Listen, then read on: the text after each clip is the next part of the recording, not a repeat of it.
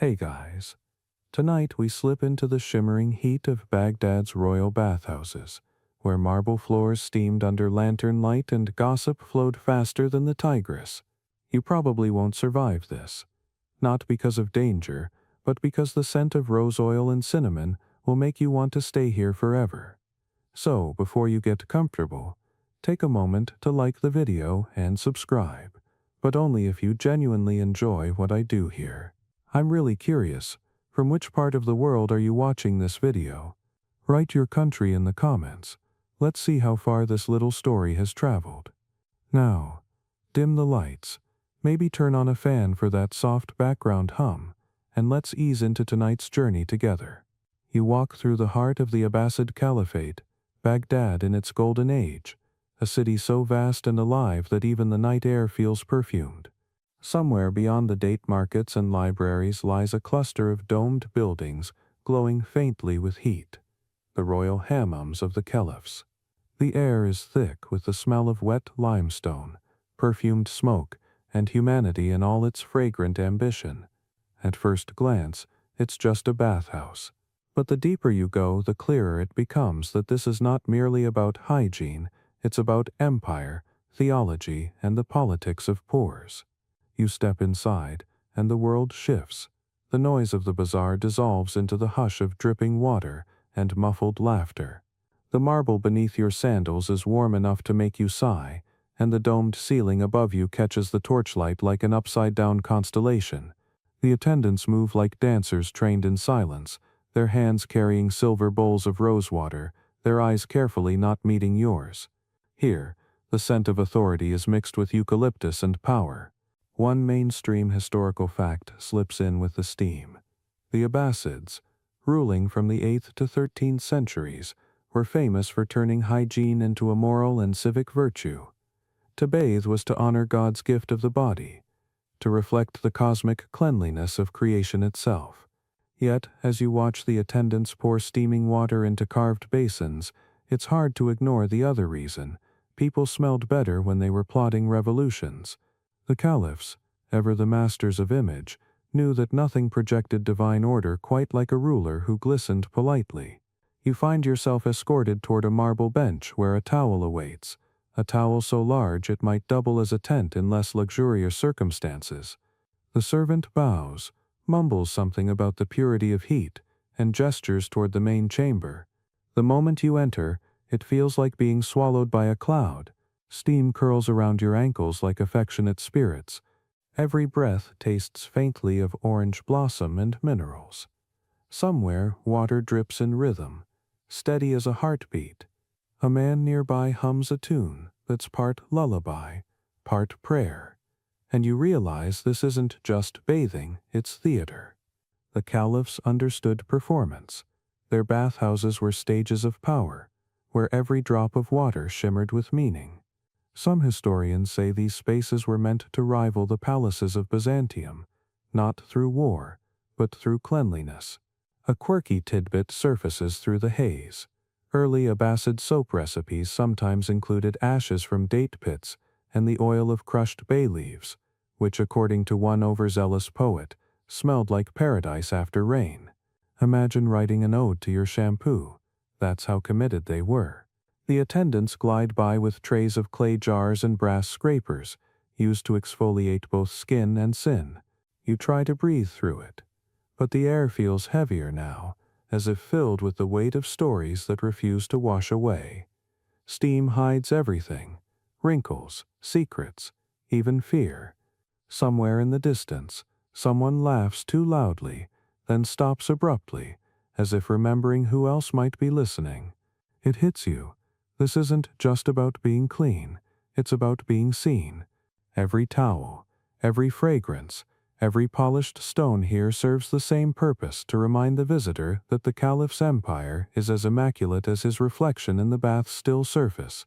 And maybe that's why the architects designed these domes to echo, so that power itself would hum softly in your ears while you soaked. You wander past a column carved with geometric vines. The pattern is mesmerizing, repeating endlessly like divine recursion. Someone once said the Abbasids perfected geometry not for mathematics but for devotion. The idea was that repeating patterns mirrored the infinite perfection of God. You pause, tracing the lines with your eyes until the world starts to blur, and for a moment the entire bathhouse feels like a living organism, breathing, shimmering, whispering. A scholar sitting by the wall notices your daze and chuckles. He tells you in a tone of conspiratorial delight that even the prophet himself was said to appreciate cleanliness as half of faith. But, he adds slyly, the other half is knowing when to stop scrubbing. You laugh, though you're not sure if he's joking. Probably both. Steam curls around his beard, turning him ghostly. He speaks of how caliphs like Harun al-Rashid would spend hours here, not just bathing, but listening to poets, philosophers, spies. Deals were struck between rinses. Conspiracies were born between towel folds, and sometimes an idea floated out of this steam and changed the world. An open scholarly debate lingers, one whispered by historians even today. Were these royal hammams truly accessible to commoners, or did the caliphs merely allow the illusion of equality to rise like steam, visible, fragrant, but untouchable? Some argue that public bathhouses modeled after the caliphal ones did welcome the masses. Others insist they were still divided by class, hidden under architectural pretexts. You stand there halfway between belief and condensation, and decide it's both true and false, like most things in history. A ripple of laughter draws your attention to a group of attendants polishing the marble fountain in the center. The sound of their chatter fills the dome, like the flutter of doves. One of them waves you over, daring you to dip your hands into the fountain's basin. The water is scalding, almost painfully so. Yet beneath the heat, there's a strange sweetness, a mineral tang that makes you think of ancient rivers. He grins. It comes from the Tigris, filtered through stone and prayer, he says proudly, though you suspect it's the plumbing doing most of the work. You can't help smiling. It's easy to imagine why this ritual became addictive. The warmth seeps into your bones. The scents blur the line between body and soul, and time loses its edges. You think of the caliphs stepping out of this very steam, their robes perfumed, their skin glowing like polished marble, their minds sharpened by the quiet hum of the hamma. You think of how luxury in their world was both worship and warning, a reminder that power, like steam, can scald and soothe in the same breath. Somewhere in the haze, a storyteller begins reciting verses about Solomon's ring, about gin bound in bottles, about water that remembers. His voice is slow, his words thick as honey. You close your eyes, and for a moment, you can almost see them, the invisible world mingling with this one, both shimmering, both fragile. You breathe deeply, exhale, and let the steam claim you. The walls seem to pulse with faint light, like the memory of sunlight trapped in stone.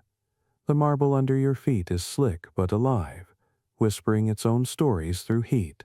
You remember the scholar's words, cleanliness is half of faith, and think, perhaps, that the other half is learning to float. The air is so thick now that your thoughts drift apart, dissolving into warmth. You can't tell where your breath ends and the hammam begins. The caliphs understood something profound here. Control the water, and you control the world. As the steam rises, the golden mosaics blur into abstraction, the voices melt into rhythm, and history itself exhales around you. The scent of rose and cedar lingers in your lungs as your pulse slows to match the dripping of water somewhere unseen. The hammam breathes. You breathe with it, and for one shimmering, overheated moment, you understand why they called this place paradise on earth. You wake, or rather, reassemble yourself in a cloud of vapor that smells faintly of sandalwood and something unpronounceable but expensive. The caliph's attendants have whisked away the bowls and cloths from your first bath, replacing them with fresh pitchers of scented water that glimmer gold in the torchlight. You're not sure what time it is. In here, time has been boiled out of existence. What you do know is that you've stumbled into one of history's strangest political tools, the art of smelling divine. The Abbasid Caliphs didn't just bathe, they curated their own mythologies with perfume and soap. You can almost hear an advisor whispering, "Cleanliness is charisma," as the Caliph steps into the hammam, trailing the scent of rose civet and quiet dominance. There's a reason visitors wrote more about the aroma of the Abbasid court than its architecture. It wasn't just hygiene, it was a sensory weapon. The first drop of oil touches your wrist, warm and slightly spicy, and you realize it's not ordinary oil at all. It's attar of roses mixed with musk, imported from the mountains of Tibet, a liquid that once cost more than silver by weight. A mainstream historical fact rises through the steam. Harun al-Rashid, the most famous of the Abbasid Caliphs, was said to have commissioned barrels of perfume so potent that the scent lingered in the air long after his processions had passed. Chroniclers claimed the people could tell when he was approaching not by sight or sound, but by the fragrance of sanctity that preceded him. You smile at the idea. It's public relations by nose.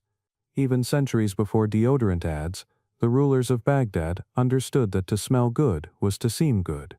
Somewhere nearby, a court poet rehearses a verse comparing the caliph's cleanliness to the purity of faith. You imagine the tension, the poet trying not to faint from heat while pretending this is profound. You watch him dab at his forehead with a silk cloth, whispering something about the fragrance of mercy and the sweat of virtue. It's unclear whether he's describing theology or body lotion. Either way, it works. The caliph nods in approval, and the poet gets to live another day. You move deeper into the bathhouse, past the first domed chamber, into a smaller one filled with the sound of trickling water. Steam curls along the walls like ink on parchment, and you can just make out mosaics of lilies and vines glinting beneath condensation. Here, attendants mix oils for guests of rank, each scent matched to their status. The merchant might receive myrtle and olive, the scholar frankincense and cedar, and the caliph, well, his scent must suggest both holiness and distance, something that says, I am cleaner than you, but also merciful enough to share a bath. A quirky tidbit drifts in with the mist. In some royal hammams, perfumers mixed ground pearls into their oils, believing the shimmer would transfer to the skin and make rulers literally glow under lamplight. You picture Harun al-Rashid stepping out of the bath like a moonlit statue, radiant with crushed jewelry, and wonder whether his servants had to scrub the drain afterward with the same reverence given to relics. You stretch your legs along the marble bench, feeling warmth climb your spine like lazy fire. Somewhere, a pair of eunuchs are polishing bronze trays, their chatter blending with the sound of water. They discuss the caliph's latest decree, that everyone entering the palace must wash before petitioning him. One says it's a matter of faith, the other says it's a matter of not smelling like donkey stables. You suspect both are right. That's the trick of power. It hides practicality inside ritual. Steam slides over your skin like a silken veil, and you can almost sense the philosophy behind it. Purity equals proximity to God. And who, if not the caliph, is God's most fragrant servant on earth? The walls seem to breathe with it. Incense burns in bronze censers shaped like tulips, sending tendrils of blue smoke toward the ceiling, where light filters through tiny holes punched in the dome. The effect is hypnotic. Stars flickering above, water below, and you somewhere in between, caught between cosmos and condensation. An old man nearby tells you the caliphate's perfume trade funded entire neighborhoods of Baghdad. They say you could walk from one end of the city to the other, he murmurs, and never lose the smell of musk. You picture it. A capital perfumed like paradise, a metropolis where theology met vanity at the market stall. It's said the city's soap makers were second only to its scholars, and some historians even argue that this was the era when the modern concept of soap itself crystallized. Oil, fragrance, and marketing rolled into one slippery miracle. You shift your gaze to the attendants pouring water in rhythmic arcs. Their movements are ritualistic, almost devotional, and you realize these gestures weren't invented for luxury. They came from the ablutions of daily prayer. Every Muslim washed before meeting God, so every subject washed before meeting the caliph. Faith and politics shared the same towel. It makes you wonder how much of holiness is simply good hygiene dressed in poetry. One of the attendants grins and says, Even the Prophet said that cleanliness is half of faith. You remember hearing that in the last chamber and chuckle. It's apparently the universal tagline of the Abbasid world. Maybe it was written on bathhouse walls like a motivational poster. Wash now, ascend later. He hands you a copper cup of sherbet, chilled with snow brought down from Mount Lebanon, because of course it is. You sip, the sweetness cutting through the heat, and marvel at how effortlessly decadence passes for devotion here. Every sensory detail is an act of persuasion. The Caliph doesn't need to declare divine right when he can smell like paradise itself. The scholar in the corner sniffs approvingly and says something about how scent was considered the most spiritual of the senses, unlike sight, which can deceive, or hearing, which can be fooled by rhetoric. Smell goes straight to the soul. You can't argue. One whiff of this place and you'd probably swear loyalty to anyone offering a towel. An open scholarly debate lingers like a faint musk. Some historians argue the Caliphate's obsession with perfumed cleanliness was genuine religious piety. Others claim it was calculated politics, a fragrant veil for corruption. The truth, like steam, refuses to settle. Maybe it's both. After all, what's more divine than the illusion of purity? You glance at the Caliph himself. Well, his outline anyway, blurred by heat. He reclines on a slab of marble, eyes half closed as servants fan him with palm leaves. The air around him seems different, denser, quieter. You can't smell him, exactly, but the air tastes faintly of power. It's an invisible fragrance, distilled from centuries of ceremony. Every drop of rose oil here is really propaganda in liquid form. You imagine emissaries from Byzantium visiting, trying not to melt, forced to compliment the Caliph's radiant serenity, while secretly longing for a towel. Politics through perspiration, it's genius. You shift, nearly slipping on the slick floor, and one of the attendants catches your arm. He laughs softly and says, "Careful. The floor's been polished with amber oil." You look down. Sure enough, the marble shines with a faint golden hue, glowing like trapped sunlight. He adds, "The Caliph likes to see his reflection in everything." You wonder if he means the floor or the people. Probably both. As you sit back, a wave of heat folds over you like a blanket. The sound of trickling water becomes hypnotic, almost melodic, and for a moment you forget where you end, and history begins. You think of all the hands that poured water here, all the bodies that shimmered under the same light. You picture ambassadors, poets, thieves, and scholars, all equal in steam, if nowhere else. A bead of sweat rolls down your temple, and it feels like a signature left by time itself. You breathe in, the scent of frankincense sharp and alive, and exhale slowly. Outside these walls, empires rose and fell, libraries burned, and rivers changed course. But in here, everything stays eternal, fragrant, circular. Power cleans itself. You close your eyes, drifting half into sleep, half into memory. The last thing you hear before slipping away is the quiet hum of attendants preparing more oils, and one of them whispering as if to himself, "When the Caliph smells good, the world behaves." You can't decide if it's a proverb or a threat, maybe both. Either way, the scent lingers long after you've left the room, following you through corridors of heat and history until even the air itself seems to bow. You step into the next chamber, and it feels as though you've crossed into the lungs of the building. The air moves differently here, thicker, slower, alive. Every droplet of moisture seems to vibrate with intent, clinging to marble that gleams like polished bone. The room opens up beneath a dome punctured with tiny round holes, thousands of them, scattered like a constellation designed by someone who bathed with a compass. The light filtering through these openings hits the steam, breaks apart, and reforms into ghostly rays that seem to breathe along with you. You've arrived at the architectural heart of the Abbasid bathhouse, a place where geometry, devotion, and heat meet in perfect humid harmony. The first thing that strikes you is the sound. Every drip of water, every soft sigh echoes into infinity. You clap your hands once, just to hear it, and the sound folds back on itself like a polite ghost. The builders knew what they were doing. Every curve, every tile was designed to amplify the human voice until it felt divine. One mainstream historical fact surfaces from the haze. Abbasid architects were among the first to perfect the system of double domes, an outer shell for structure and an inner dome for acoustics and insulation.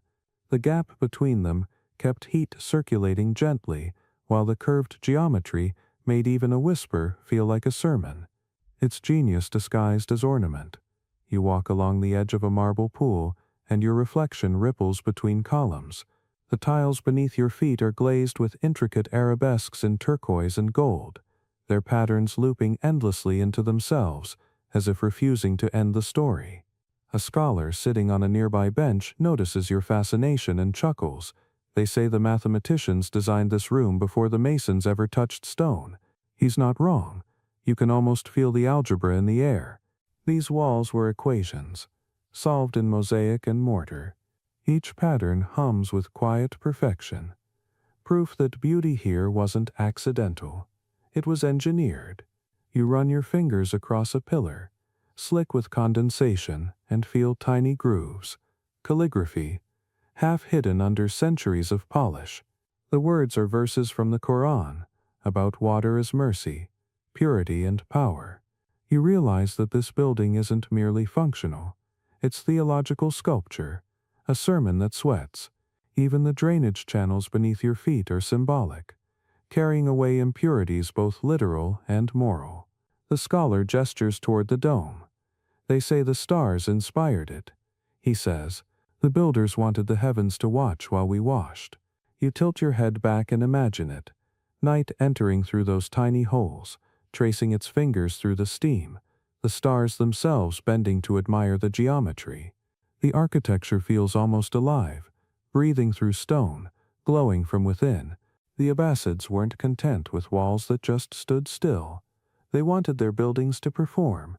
Somewhere you hear a faint metallic hiss, the sound of fresh water being released through a bronze spout shaped like a lion's head. It spits into a shallow pool, sending ripples that dance against the light. You crouch and watch your reflection shiver into 100 tiny versions of you, all distorted and holy-looking. You wonder if the Caliphs ever used this room as a mirror to their souls, or if they just liked the shimmer. Probably both. There's something deeply human about admiring yourself in water and calling it transcendence. A quirky tidbit bubbles up.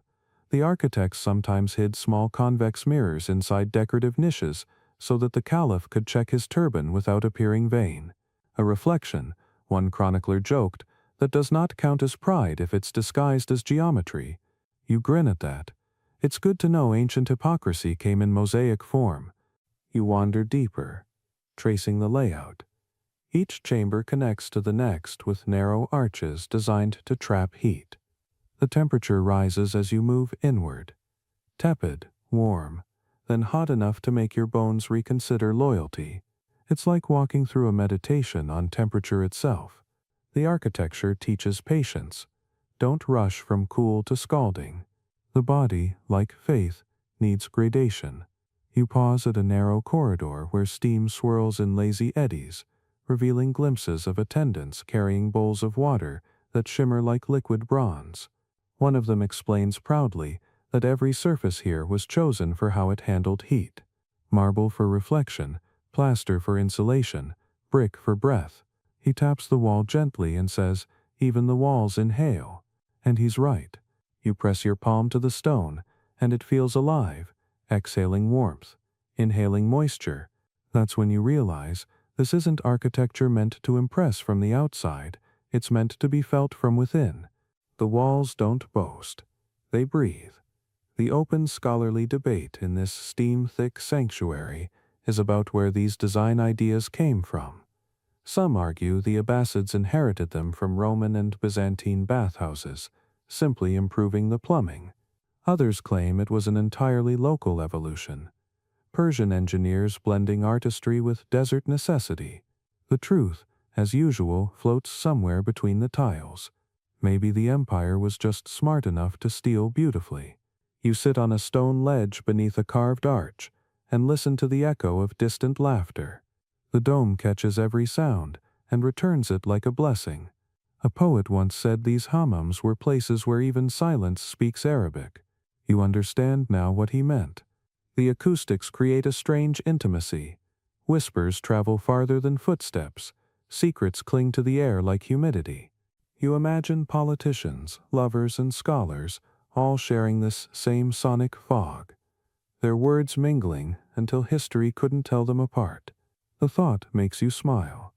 You lean back, letting a bead of condensation slide down your temple.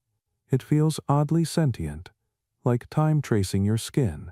Every few seconds, a drop falls from the dome above, each one landing in near-perfect rhythm. You count. 1, 2, 3. It's music written in moisture. You wonder if the masons noticed it too, if they laughed at how their perfect geometry accidentally composed the first ambient soundtrack of the medieval world. Somewhere in the corner, a young architect in training sketches the ceiling. His parchment curls from the damp, and he curses softly, which seems to amuse the older masons nearby. They tell him the same story every apprentice hears. Build something that can breathe. If your dome doesn't sigh, you've failed. You can't help thinking that's excellent life advice too. The longer you sit here, the more the architecture begins to dissolve into sensation.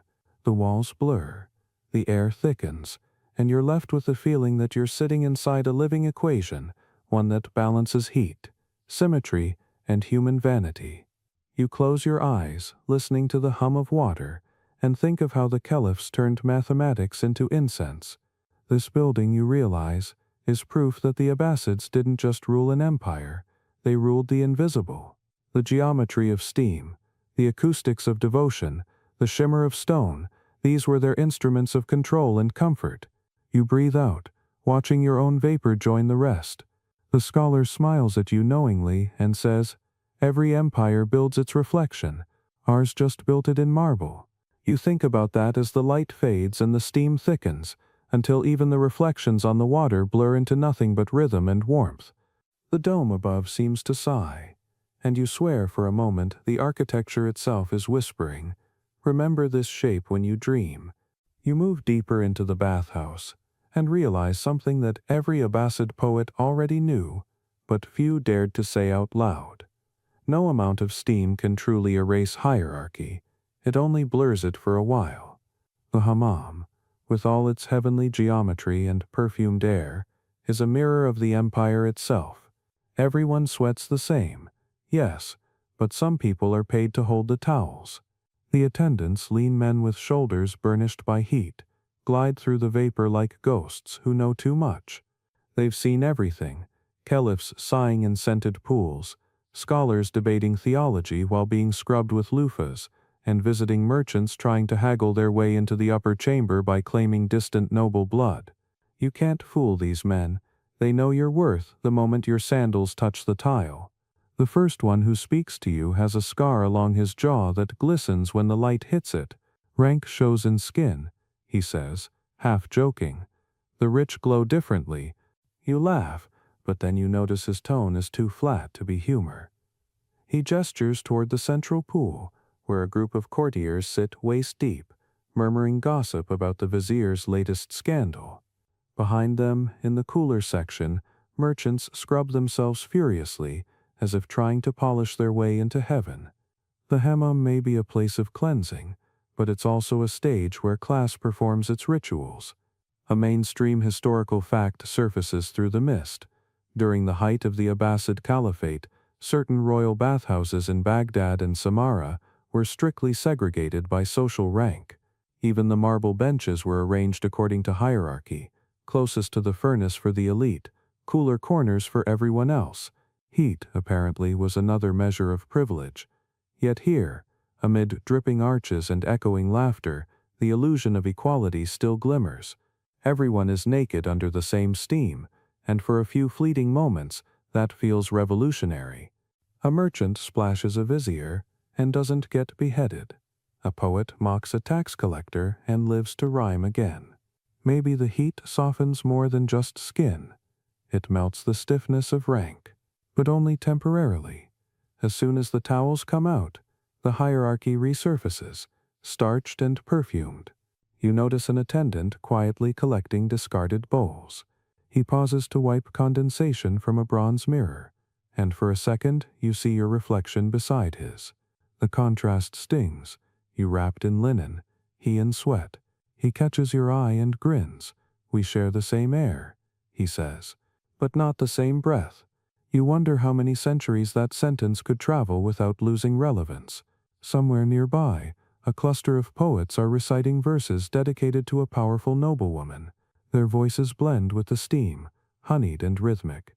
They speak of beauty, faith, and fragrance, but everyone knows the verses are coded flattery for political favors. Words here, like soap, are slippery tools. A quirky tidbit drifts in from one of the older attendants. He tells you that in some hammams, the attendants were so skilled at gossip management that they became informal spies. Courtiers paid them to eavesdrop and report what others whispered while bathing. Imagine that, a political intelligence network built entirely on overheard shampoo conversations. The Caliphs, of course, pretended not to know. Why ruin the pleasure of pretending your secrets are safe when they're really just exfoliating their way into someone else's ears? You catch a glimpse of one of the higher-ranking guards standing by the door, his sword left outside as custom demands. Without weapons, even soldiers look human. He sits awkwardly, unsure what to do with his hands. The attendant beside him laughs and splashes water on his back. "Relax," he says. "No one commands in here." The soldier manages a smile, but his eyes stay alert. Old habits don't sweat out easily. You lean back, letting the heat soak into your bones. The marble behind you hums faintly, absorbing the day's murmurs. You think about how many secrets have evaporated into this same air over the centuries, how many ambitions condensed and dripped down the walls unnoticed. The hammam is a confessional without clergy, a parliament without minutes, a comedy club without mercy. You imagine caliphs discussing philosophy here in whispers, pretending it's leisure when it's really strategy. One scholar nearby is telling a joke about power and soap. Both slip away when squeezed too tightly. The others laugh, a bit too loudly, like men who know the truth but fear to agree. An open scholarly debate still lingers among historians. Were hammams truly places of social mixing, or merely illusions of it? Some claim they offered rare equality, slaves and viziers sweating side by side. Others argue that even in nudity, class distinctions endured through subtle signals, the quality of towels, the oils used, the attendants assigned. Perhaps the truth is simpler. People are remarkably skilled at carrying hierarchy into even the most democratic of spaces. You glance again at the attendants. They move like invisible veins through the body of this empire, unnoticed yet essential. One is humming softly, a tune you don't recognize but somehow know has traveled through generations of hands that poured water for others. His eyes meet yours again. "The heat forgives all," he says, "until the cold remembers." You file that away in your mind. It feels like something a poet would steal later. You wander toward a quieter section of the hammam, where steam drifts lazily around low arches. Here, the marble changes color, from pale cream to deep green veined with silver. The air smells of mint and smoke. A small fountain trickles in the corner, its water catching candlelight like liquid gold. An older man sits beside it, rubbing his wrists with black soap made from olive oil and ashes. "From Aleppo," he tells you proudly, "the best in the world. My grandfather traded dates for it." He grins. "Now I trade gossip instead." You sit beside him, and he begins to tell you stories, half history, half rumor, about a concubine who smuggled letters hidden in soap, about a caliph's physician who mixed sedatives into perfume, about an ambassador who faked fainting just to spy on private conversations. You can't tell which are true, but you're too enchanted to care. The heat blurs skepticism. Everything feels plausible in steam. You look up at the dome, watching condensation gather and fall in slow drops. Each one seems to mark time in centuries rather than seconds. Maybe that's the real secret of the hammam. It suspends reality long enough for everyone to forget where they stand. You close your eyes and listen. The murmur of men, the hiss of water, the sigh of marble cooling. It's not equality exactly, but it's something close, a shared surrender. When you open your eyes, the scarred attendant is there again, offering a bowl of cool rosewater. You take it, and as you drink, you notice his expression soften.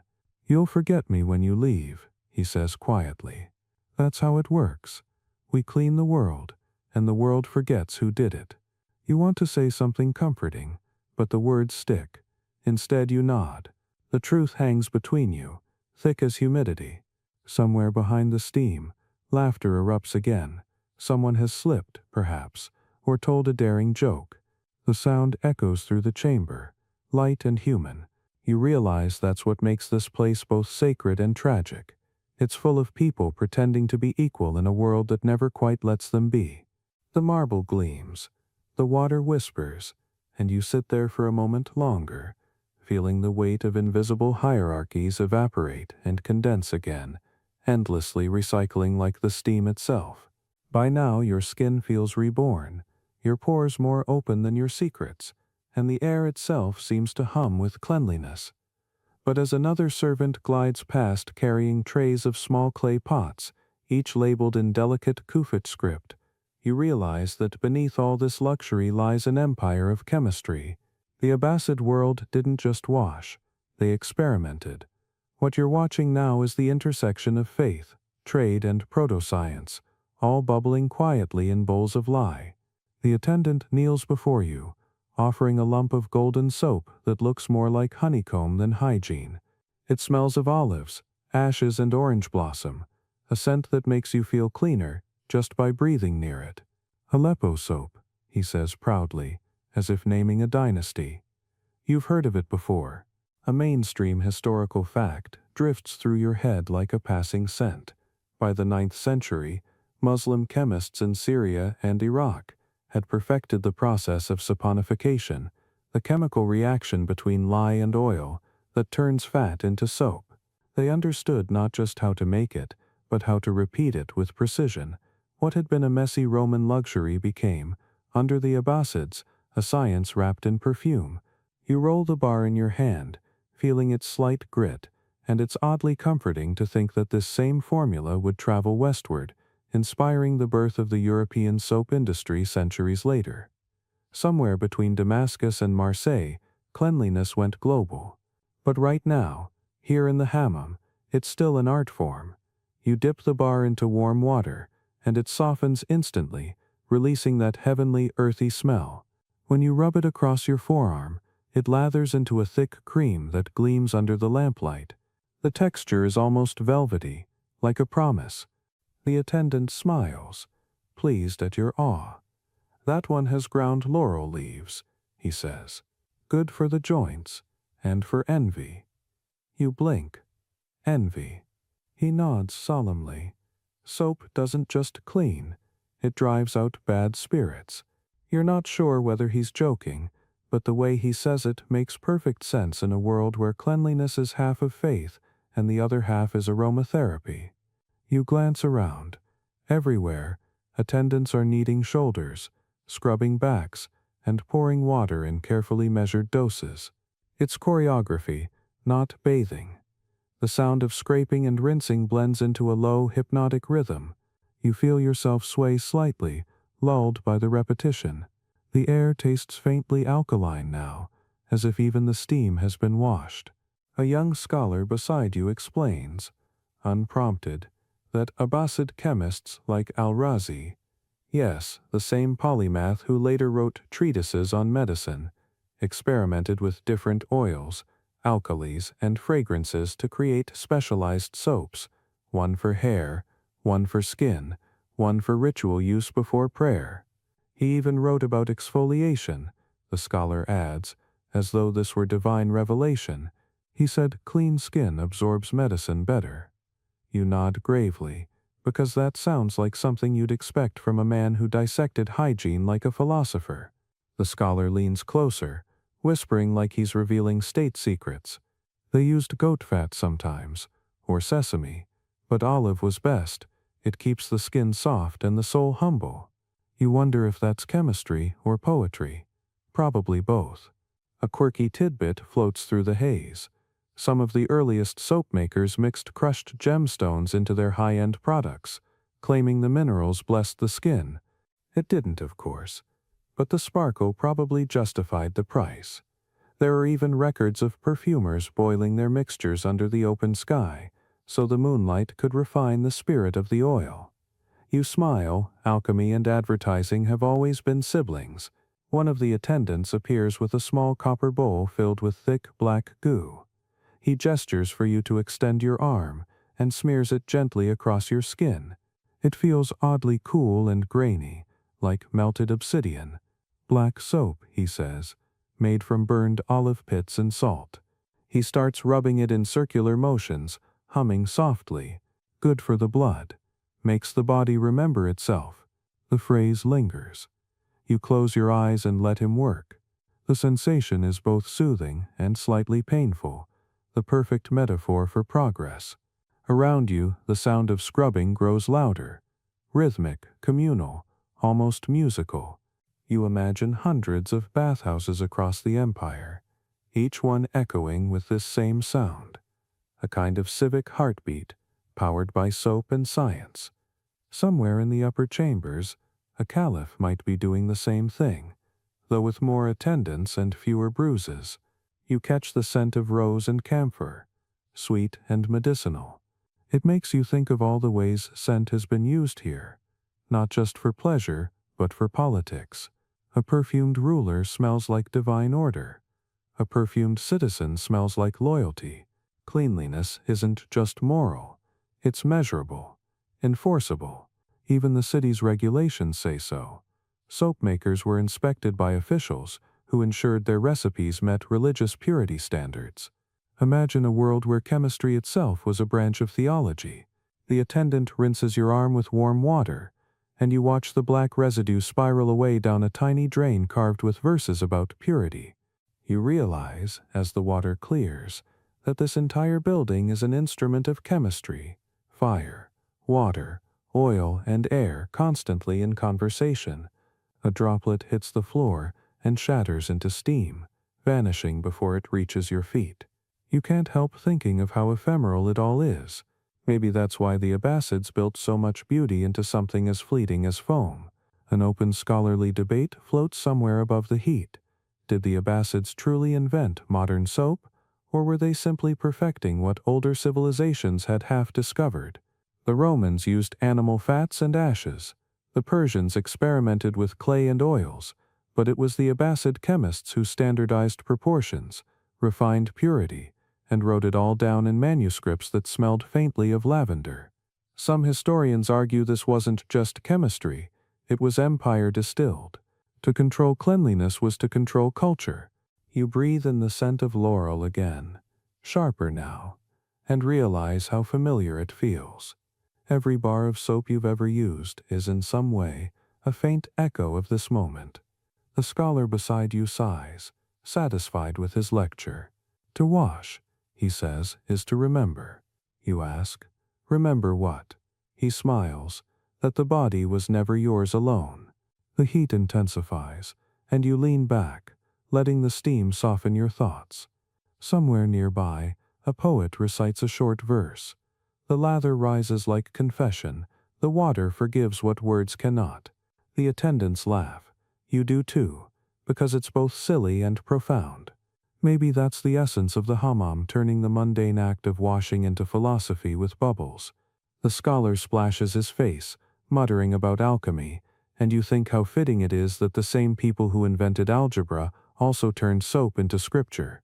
As the water cools, you run your fingers over your arm. The skin gleams, impossibly smooth, smelling faintly of cedar and citrus. You wonder if somewhere in Baghdad a soap maker is still awake, mixing oils by candlelight, trying to bottle perfection in a bar. You exhale, the scent of heat and history blending in your lungs, and realize that this too is a kind of faith, the belief that what's clean can stay that way, even for a moment. You step out of the steamy chamber and follow a narrow corridor that curves downward, where the air cools and the scent of perfume fades into something more metallic: water, stone, and work. You've wandered into the belly of the hammam, the hidden world that keeps all that marble glory alive. The attendants call it the veins of paradise, and you can see why. Pipes the width of your arm snake through walls, slick with condensation. Every few meters you hear a gentle rush, the sound of the caliph's plumbing at work, a symphony of gurgles, drips, and sighs that could lull even an engineer to prayer. What glitters above the domes, the fountains, the scented water is only possible because of what happens down here. You realize that for all their poetry, the Abbasids were obsessed with hydraulics. Their empire was a civilization of flow. Rivers, trade routes, ideas, all moving with purpose, and here, beneath the hammam, that philosophy takes literal form. A lantern-bearing attendant walks beside you, his face lit orange by the flame. "Careful where you step," he warns. "The pipes remember." You glance down at a network of ceramic conduits, some cracked, others still glistening from use. The floor hums faintly, as if the building itself were purring. Every drop of water that touches the caliph's skin, the attendant continues, comes from the Tigris, but it travels farther than most men ever will. He's not exaggerating. A mainstream historical fact floats up. Abbasid engineers developed one of the most advanced water distribution systems of the medieval world, using gravity-fed channels, copper valves, and ingenious filtering basins. The water that reached the hammams of Baghdad often passed through kilometers of underground qanats and aqueducts, regulated by sluice gates that predated modern plumbing by centuries. Rome had aqueducts, yes, but Baghdad had refinement. You follow the attendant deeper. The walls narrow, and the sound of rushing water grows louder until you reach a circular chamber lined with clay amphorae, each sweating with condensation. He taps one. "Storage for heat water," he says proudly, and this he gestures toward a row of copper coils glowing faintly red from the furnace beyond, "is how we keep it ready." The furnace roars softly, its flames licking through a grate. You feel the warmth pulse through the floor. This is the heart of the bathhouse, the caliph's secret engine room, where slaves and engineers collaborate under flickering light. The contrast is striking. Upstairs, scented serenity. Down here, sweat and fire. The hierarchy of cleanliness has a basement. You crouch beside one of the pipes, watching droplets form and slide down like molten glass. The attendant explains that each bathhouse had multiple temperature circuits, the hottest water flowing near the furnace, then mixing with cooler streams from rooftop cisterns. The balance was art and science combined. One wrong valve, and the caliph's luxurious soak became a political crisis. Imagine being the plumber responsible for His Radiance's bathwater temperature. You'd scrub your soul before each shift. A young apprentice appears, hauling a bucket of soot. His face glistens, half proud, half exhausted. "We call this the empire's heartbeat," he says, wiping his brow. "When the water flows, so does the city." He's right, and not just metaphorically. The caliphs understood that water wasn't just life, it was leverage. Control the pipes, and you controlled comfort, cleanliness, and even faith. Ablution before prayer required running water. Public hammams required constant supply. Whoever managed the flow managed the rhythm of the city's soul. It's why the post of inspector of water ranked among the empire's most powerful offices, second only to the vizier. You pause near an open vent where steam escapes in twisting ribbons, vanishing into the night air above. The sound is soothing, but also eerie. Somewhere you can hear faint voices from the upper chambers, laughter, gossip, a splash echoing down through the walls. It's as if the hammam is whispering to itself, remembering all who've passed through its veins. The attendant dips a ladle into a basin and hands it to you. The water tastes faintly of minerals and smoke, pure, but not perfect. "We heat it with faith," he says half-jokingly. "Firewood from Karbala, blessed by prayer." You laugh, but you suspect there's some truth to it. Everything here is ritual, even combustion. A quirky tidbit surfaces as the apprentice tells you about a royal plumber who once claimed divine inspiration for designing a self-flushing basin. He said Gabriel whispered the design. The apprentice grins. The Caliph rewarded him with a silk robe and a lifetime exemption from cleaning drains. You both laugh, but the humor hides awe. These were men who turned plumbing into poetry. Their tools weren't just functional, they were sacred extensions of the cosmic order. Even the sequence of water flow, hot to cold, pure to impure, reflected theological hierarchies. You follow the corridor until it opens into a larger space, a vaulted hall filled with giant clay pipes arranged like an organ. Each pipe connects to a different bathhouse chamber.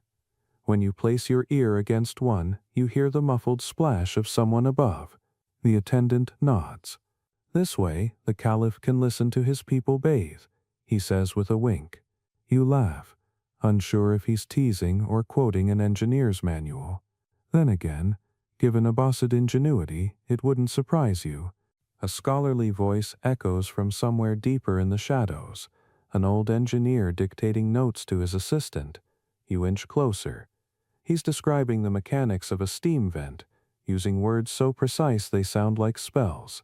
Pressure, he says, is faith without outlet. It destroys what it blesses. You freeze, impressed. The assistant writes hurriedly on parchment, then fans it dry. You realize you're standing in the middle of a laboratory disguised as infrastructure. This is where theology meets thermodynamics. An open scholarly debate lingers around this entire system. How much of Abbasid plumbing was original invention versus adaptation of Persian and Roman models? Some historians claim Baghdad's engineers merely refined ancient methods, coating pipes in pitch and copper to resist corrosion. Others insist they revolutionized hydraulics, introducing pressure balancing and waste separation centuries before modern sewers. The argument drips on like a leaking faucet of academia. Either way, what stands undisputed is the scale. While other cities prayed for clean wells, Baghdad was bathing by candlelight, adjusting water temperature with valves fine enough to embarrass medieval Europe. You climb a short staircase back toward the hammam's main floor, emerging behind one of the great fountains. From here, you can see how everything connects. The water bursting upward, the drains leading back down, the invisible cycle of flow and return. It's not just plumbing, it's philosophy made liquid. The Caliph's empire mirrors this system, hot and cold, rich and poor, all moving through the same pipes but never mixing completely. Balance is maintained not by equality, but by circulation. You notice something glinting beneath the fountain, an engraved plaque, half hidden under moss. You kneel to read it. The inscription, weathered but legible, reads, "He who masters water, masters obedience, for purity begins with those who pour." You stare at the words, half in admiration, half in unease. It's a perfect motto for an empire built on both devotion and plumbing. The attendant clears his throat softly. "We used to have water flowing 24 hours, he says wistfully. Now the aqueducts are older than the prayers they served.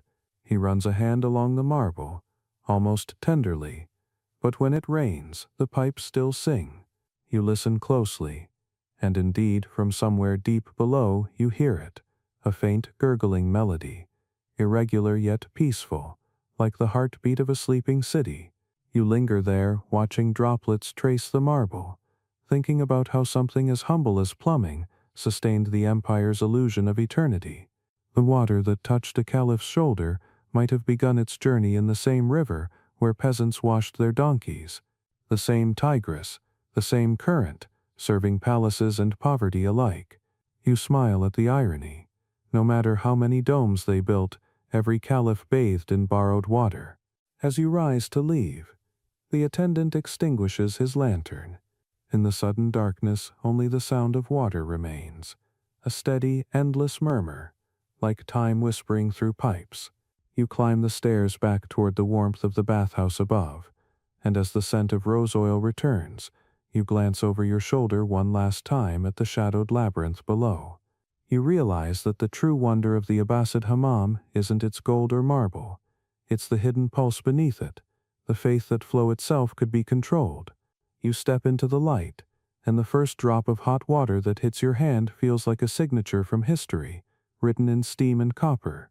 You climb back up the narrow stairs into warmth and incense, and suddenly the air feels almost divine again, sweat replaced by sanctity, steam by symbolism. The smell of frankincense curls around you, sweet and heavy, like a prayer that forgot to leave the room. You realize something subtle but powerful. The hammam isn't just about cleaning the body, it's about staging the soul. In this empire, even purity had a fragrance, and faith itself was perfumed. The caliphs may have ruled with armies and ink, but their real magic was invisible. The ritual choreography of washing, oiling, perfuming, and emerging reborn. It was theology in liquid form.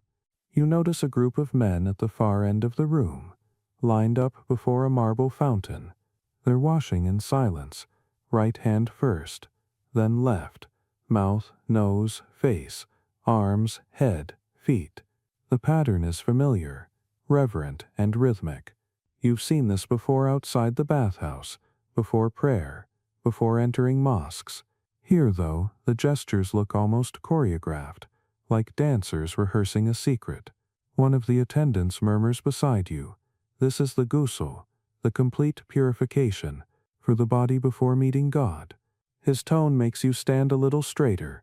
The hammam, you realize, is the empire's largest prayer mat, where marble becomes devotion and steam becomes scripture. A mainstream historical fact rises through the vapor like a psalm.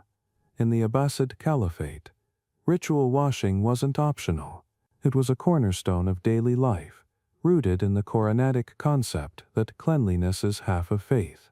Bathhouses flourished, not only because of luxury, but because religion demanded it. Every city block had its hammam, often built beside mosques, so worshippers could transition seamlessly from earthly heat to spiritual stillness. Water was never just physical, it was moral architecture. As you watch, a scholar with a beard like spun silver dips his hands into the fountain and speaks softly to no one in particular. "The prophet loved fragrance," he says. "He said 3 things were made beloved to him: women, prayer, and perfume." He smiles as he rubs amber oil on his palms, the scent rising like warmth from the skin. "To smell good," he adds, "is to remind God that you remember his gifts." You can't help but smile at that, a theology of aftershave. The scholar catches your grin and continues. "Some say the angels turn away from foul smells, others say they pity us for forgetting beauty. Either way, a clean man prays louder." You wander closer to the fountain. Its basin is carved with verses about purity, written in looping calligraphy that seems to shimmer with condensation. Each letter feels alive, as if written by steam itself. An attendant refills the channels using a bronze pitcher, and the water spills down with a soft sigh. The scent of rose and musk drifts upward. You breathe it in, and for a moment your mind slows. The air feels thick enough to touch. Nearby, a young poet is scribbling on a damp scrap of parchment, trying to keep the ink from running. He glances at you and recites under his breath, "Scent is memory in disguise. We perfume ourselves to remind heaven where we belong." You can't tell if it's wisdom or vanity, but it fits. Everything in this place smells like nostalgia for paradise. You can almost believe the angels would envy such luxury. A quirky tidbit surfaces, half whispered by another attendant who's massaging scented oil into a client's shoulders. He tells you that some caliphs employed perfumers with official titles like Master of Aroma or Keeper of the Musk. These men guarded recipes as closely as military secrets. One even went blind after years of inhaling distillation fumes, but refused to retire, claiming he could now smell light. You raise an eyebrow, unsure whether to laugh or bow. The attendant nods solemnly. "His tomb," he adds, "still smells faintly of sandalwood." You file that one away for future disbelief. The ritual continues around you. Men pour water over their heads, murmuring blessings, their voices merging into a low hum.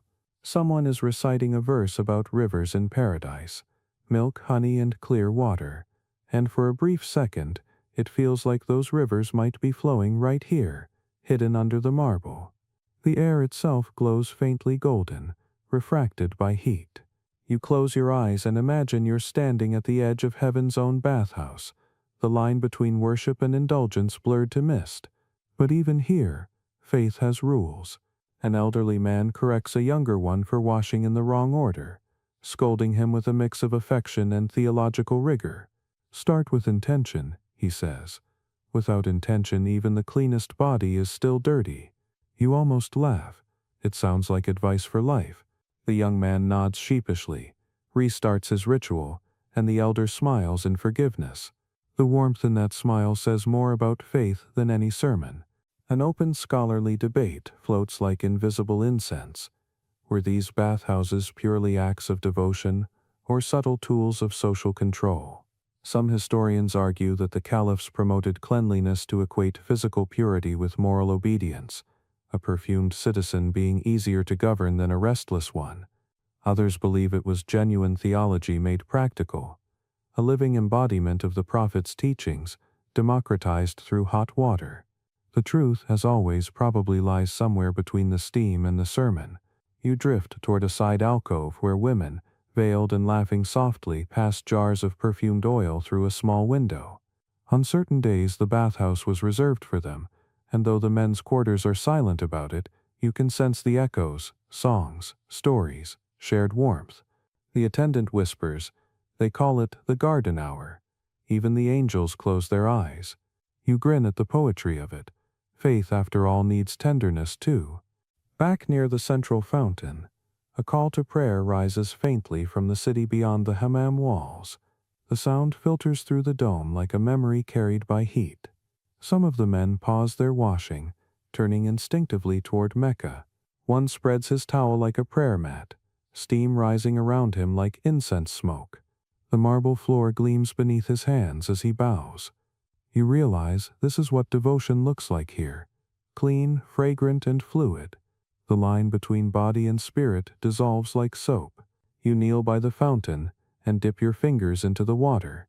It's warm, scented, alive with light. You think of how many centuries people have done this same motion, rinsing dust and doubt from themselves, whispering gratitude for water, for warmth, for another day to be human.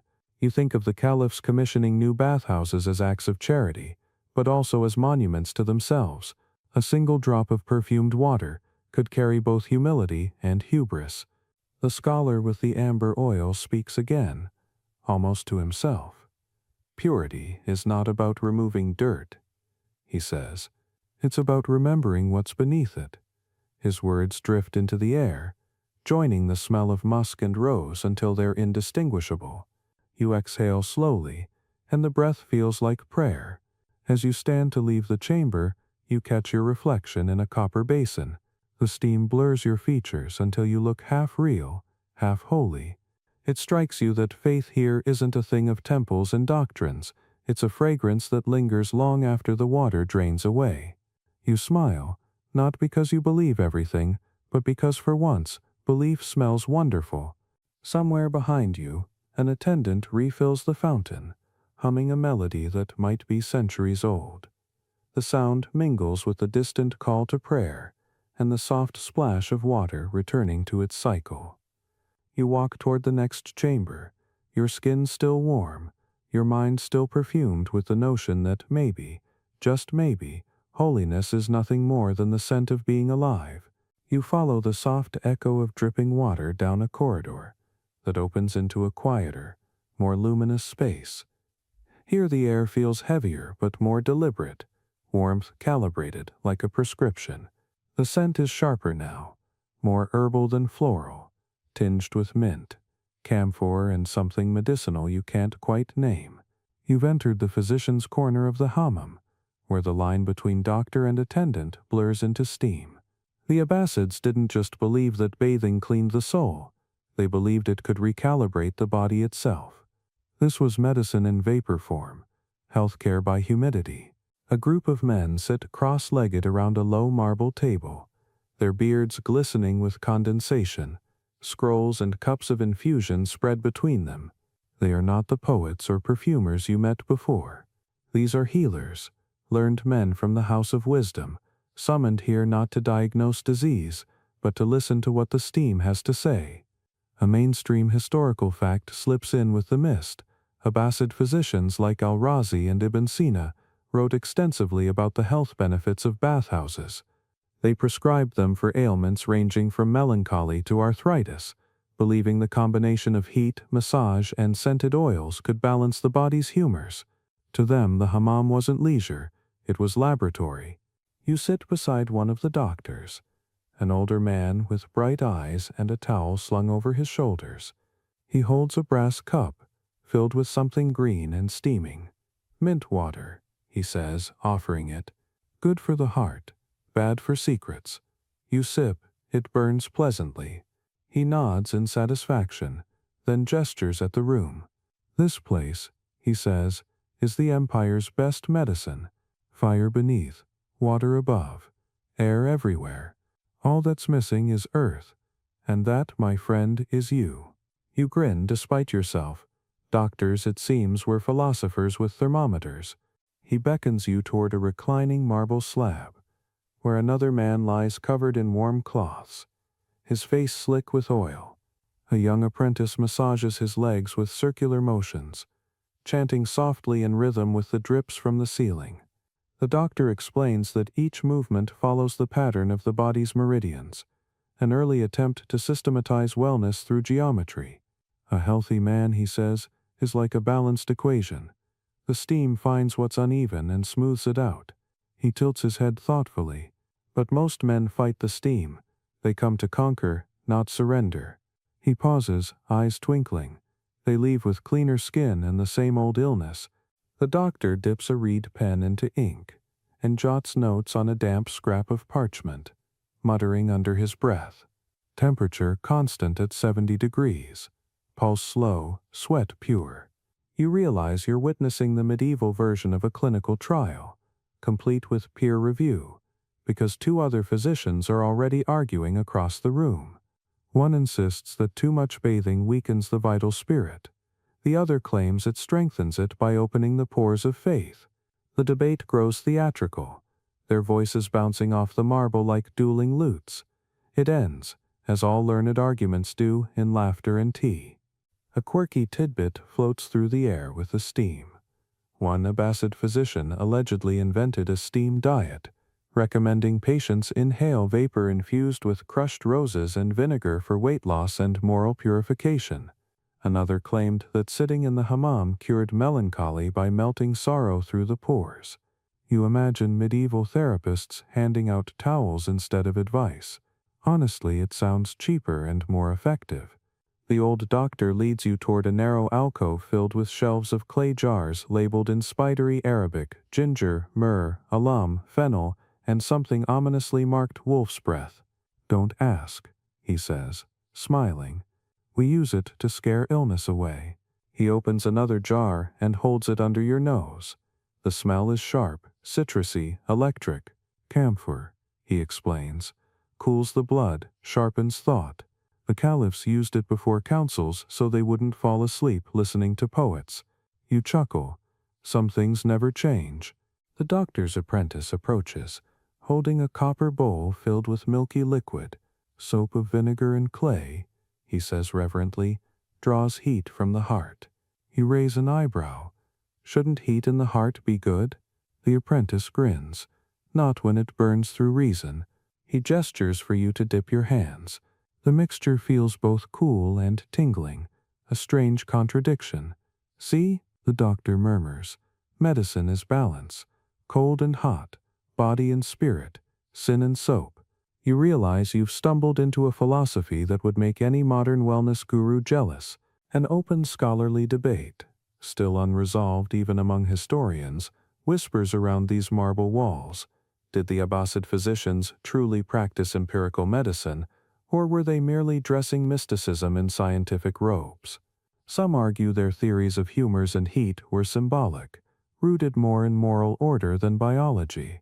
Others counter that their detailed case notes and experiments at the House of Wisdom prove otherwise, that what we call science was already simmering in their cauldrons of oil and steam. You look around the room and think, perhaps both are true. The line between prayer and prescription is as thin as a droplet on this dome. You lie back on a warm stone bench as the apprentice massages your arms with aromatic oils. The sensation is almost too pleasant, the heat just shy of dizzying. The doctor places a damp cloth on your forehead and mutters, "This will clear your humors." You ask, "Which one?" He grins. "The one that makes you question everything." The scent of mint and clove fills your lungs. You exhale through laughter. Somewhere nearby a patient groans contentedly, as if being cured of both pain and politics. The doctor begins to lecture softly, not so much to you as to the air itself.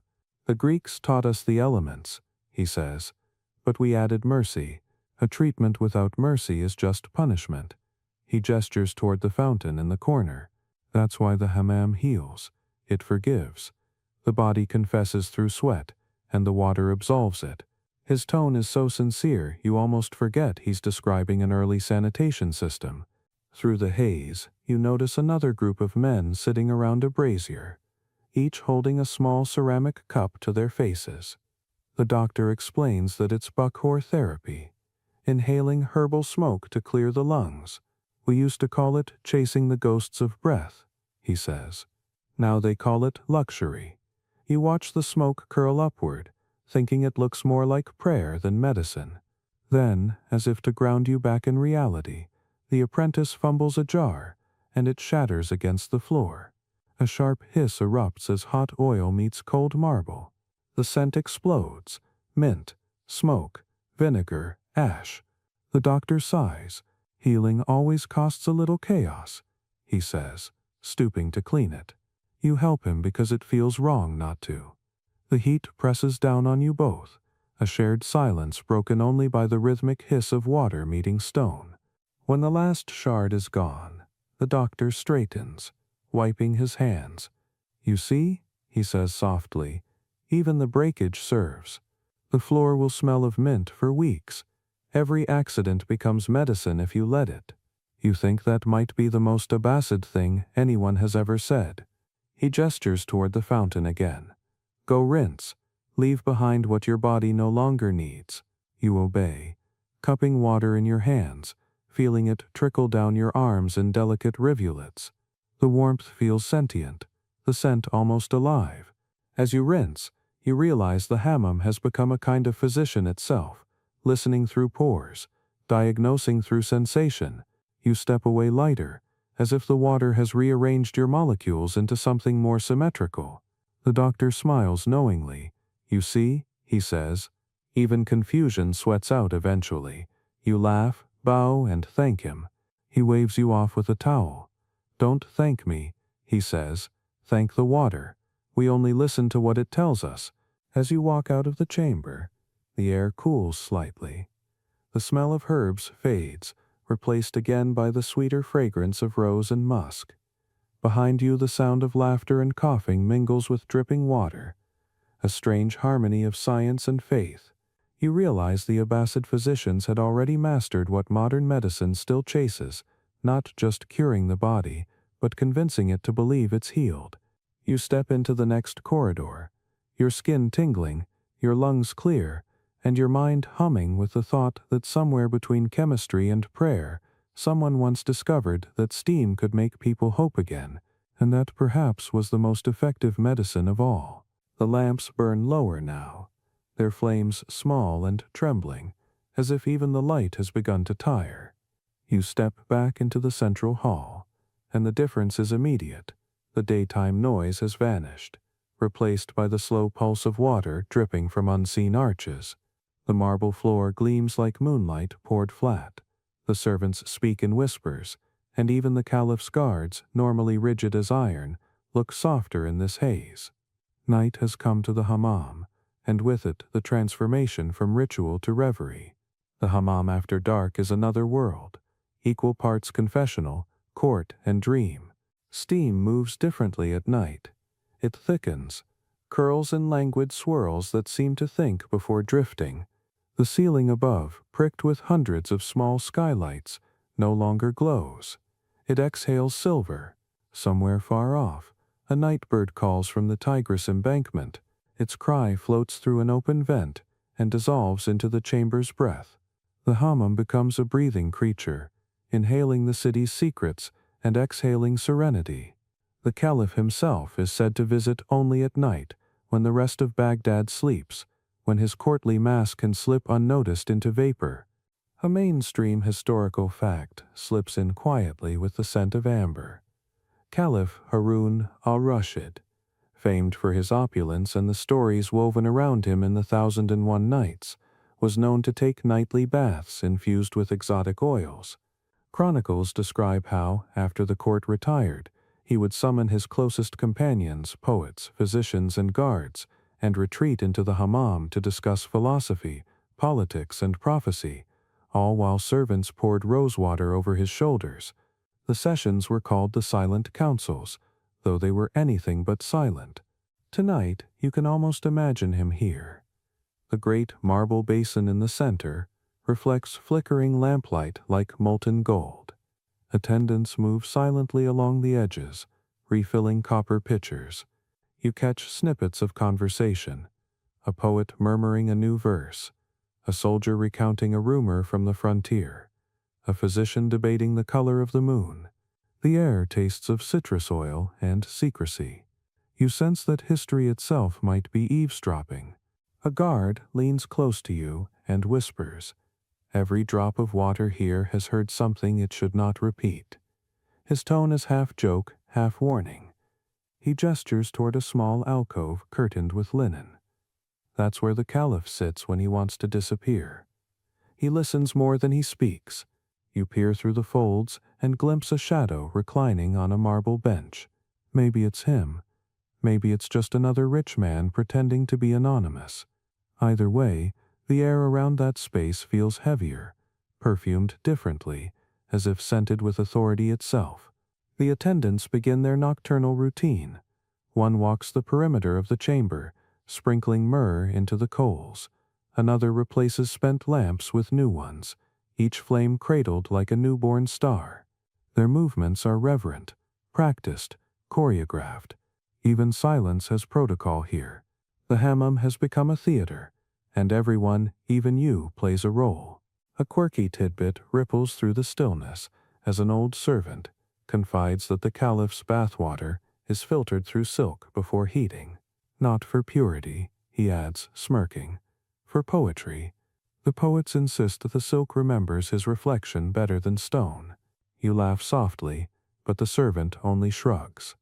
A ruler must be reflected beautifully, even by water. He pours a ladle of the shimmering liquid over the tiles and watches it run toward the drain, like liquid gold fleeing its master. The poet nearby begins to recite, his voice barely louder than breath. The words speak of heat and holiness, of longing as endless as steam. The Caliph's shadow shifts. Listening, you realize this ritual has nothing to do with bathing now. It's about rhythm, the controlled release of tension, political or spiritual. Each verse, each breath, each drip of condensation becomes part of a nocturnal symphony that keeps the empire balanced. Outside, Baghdad hums with merchants, scholars, thieves. Inside, the Caliph's world narrows to scent and sound. The scholar who argued about humors earlier reappears, now holding a brass astrolabe instead of a towel. "We watch the stars through steam," he murmurs. "The air distorts them, but that's the point. Nothing true survives heat unbent." He traces constellations in the air with his finger. Tonight, Jupiter is strong, good for governance, bad for poetry. The poet groans theatrically. Everyone laughs quietly, because laughter here must remain polite, as if sound itself could commit treason. An open scholarly debate lingers around the myth of these nocturnal baths. Were they genuine moments of solitude, or subtle performances staged for select witnesses? Some historians insist the Caliph sought escape. Others argue he was always performing, every bead of sweat calculated diplomacy, every sigh a sermon on moderation. You look at the reclining figure through the linen again, the slow motion of his hand swirling steam like mist around a crown, and think, maybe power can never stop performing, not even naked. The room grows hotter. You feel your pulse sink with the dripping water. One of the attendants offers a cold cloth scented with violet. He dabs your forehead and smiles knowingly, as if he's seen this look of overwhelmed awe 1,000 times. The first night is always the hardest, he says, too much history in the air. He pours cool water over your hands, and it feels like forgiveness. Someone begins to play a lute, softly, tentatively, as though testing whether sound can exist in such heat. The notes shimmer, hang in the steam, then melt. A second musician joins with a reed flute, and suddenly the hammam sounds like the tigress dreaming. You lean against a column, eyes half closed, and think about how many treaties, betrayals, and poems might have been conceived in this same humid lullaby. Empires have marched on drier air than this. Then, faintly, laughter breaks from behind the linen screen. The Caliph, or his silhouette, has spoken, and the others respond in ripples of amusement. The poet bows low, the physician nods gravely, the guards glance at one another to confirm they're witnessing joy. Even happiness has hierarchy. Yet the laughter feels real, full, human. You smile, because for the first time tonight the empire seems smaller than the man inside it. The musicians pause. A servant enters, carrying a single glass vessel, glowing faintly blue from within. Inside swirls water drawn from the Euphrates at moonrise, or so he claims. The Caliph gestures, and the water is poured into the central basin. Instantly the steam brightens, as though moonlight itself has entered the room. The poet gasps. The scholar mutters about optics. The physician calls it excellent humidity for the lungs. You simply watch as the light diffuses across the marble, turning the whole chamber into a trembling dream of silver. The guard beside you whispers. When he bathes in that light, no one speaks. Even the water holds its breath. And indeed, for a few long seconds, silence reigns. The Caliph, if that shadow truly is him, steps into the basin. The water barely ripples. You catch a glimpse of gold threading through his hair, of skin gleaming with oil. For all the tales of grandeur, he looks simply human, weary even. The moment feels fragile, private, almost sacred. Then, as suddenly as it began, the illusion shatters. The guards stir, the poet exhales, life resumes. The empire continues its breathing. The night deepens. The attendants snuff a few lamps, letting darkness gather like velvet. The hammam grows quieter, cooler. You sit near the edge of the pool, dipping your fingers into the water that moments ago touched power itself. It feels neither holy nor profane, just warm, honest, alive. Perhaps that's the secret everyone here pretends not to know. Beneath perfume, beneath politics, everyone is just flesh that craves warmth. You rise, the marble cold beneath your feet now. The poet packs away his lute, the physician ties his robe, and one by one they disappear into the corridors, leaving only the faint hiss of cooling stone. The Caliph's shadow lingers a moment longer, then fades behind the linen like a candle behind a curtain. The guards bow to no one visible, then follow. Soon you're alone, surrounded by the echo of water. The night outside presses against the dome, and the stars peer down through its holes like curious eyes. You take a final breath of the perfumed air. Amber, musk, memory, and step toward the exit. Behind you, the hammam exhales softly, as if content to be forgotten until the next night. You leave with damp hair and a heart full of steam, certain that what you've witnessed wasn't just history but its dream, the empire at rest, wrapped in the fragrance of its own sigh. When you return the next day, the hammam feels different even before you enter. The guards outside have stepped back, their usual posture softened.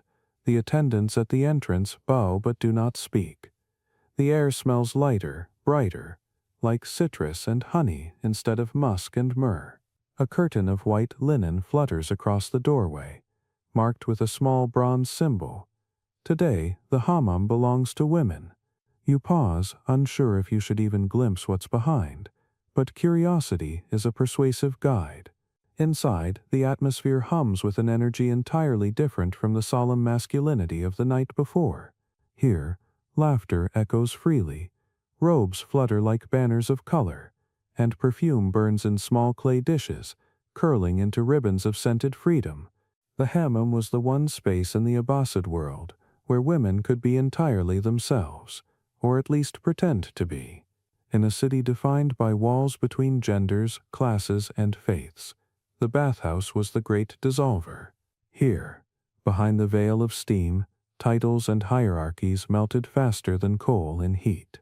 Women who never saw sunlight without a servant's shadow could gather, gossip, argue, sing, and even negotiate marriages or business deals. A mainstream historical fact emerges through the laughter. By the 9th century, women's bathhouses, often called hammam al-nisa, were common throughout the Abbasid realm, sometimes attached to men's facilities, other times entirely separate enterprises run by female owners. The women who managed them, called hammamat, were often entrepreneurs, perfumers, and discreet mediators of news. If you wanted to know what was really happening in Baghdad, you didn't ask a vizier, you asked the woman tending the towels. You step carefully onto the warm marble, half hoping you won't be noticed. No one looks twice. The women are too busy scrubbing each other's backs, trading bracelets, laughing so loudly the dome itself seems to smile. The air smells of rosewater and saffron. Someone somewhere is singing a slow folk tune about a lover lost to the river. You catch fragments of conversation, a merchant's wife complaining about imported silk prices, a poet's daughter confessing she writes verses under her father's name, an elderly matron scolding them both with mock severity. The room feels alive, like a market without currency, except the trade here is story and sympathy. In the corner, a group of younger women gather around a large bronze basin. One pours water in gentle arcs, while another grinds jasmine petals into paste. The mixture turns the color of sunrise. For the hair, she says proudly, and the heart. They laugh, knowing the heart always needs more help. A quirky tidbit floats through the steam. Abbasid women believed that rinsing their hair with water, steeped in rose petals and pomegranate skin, would not only make it shine, but attract good fortune.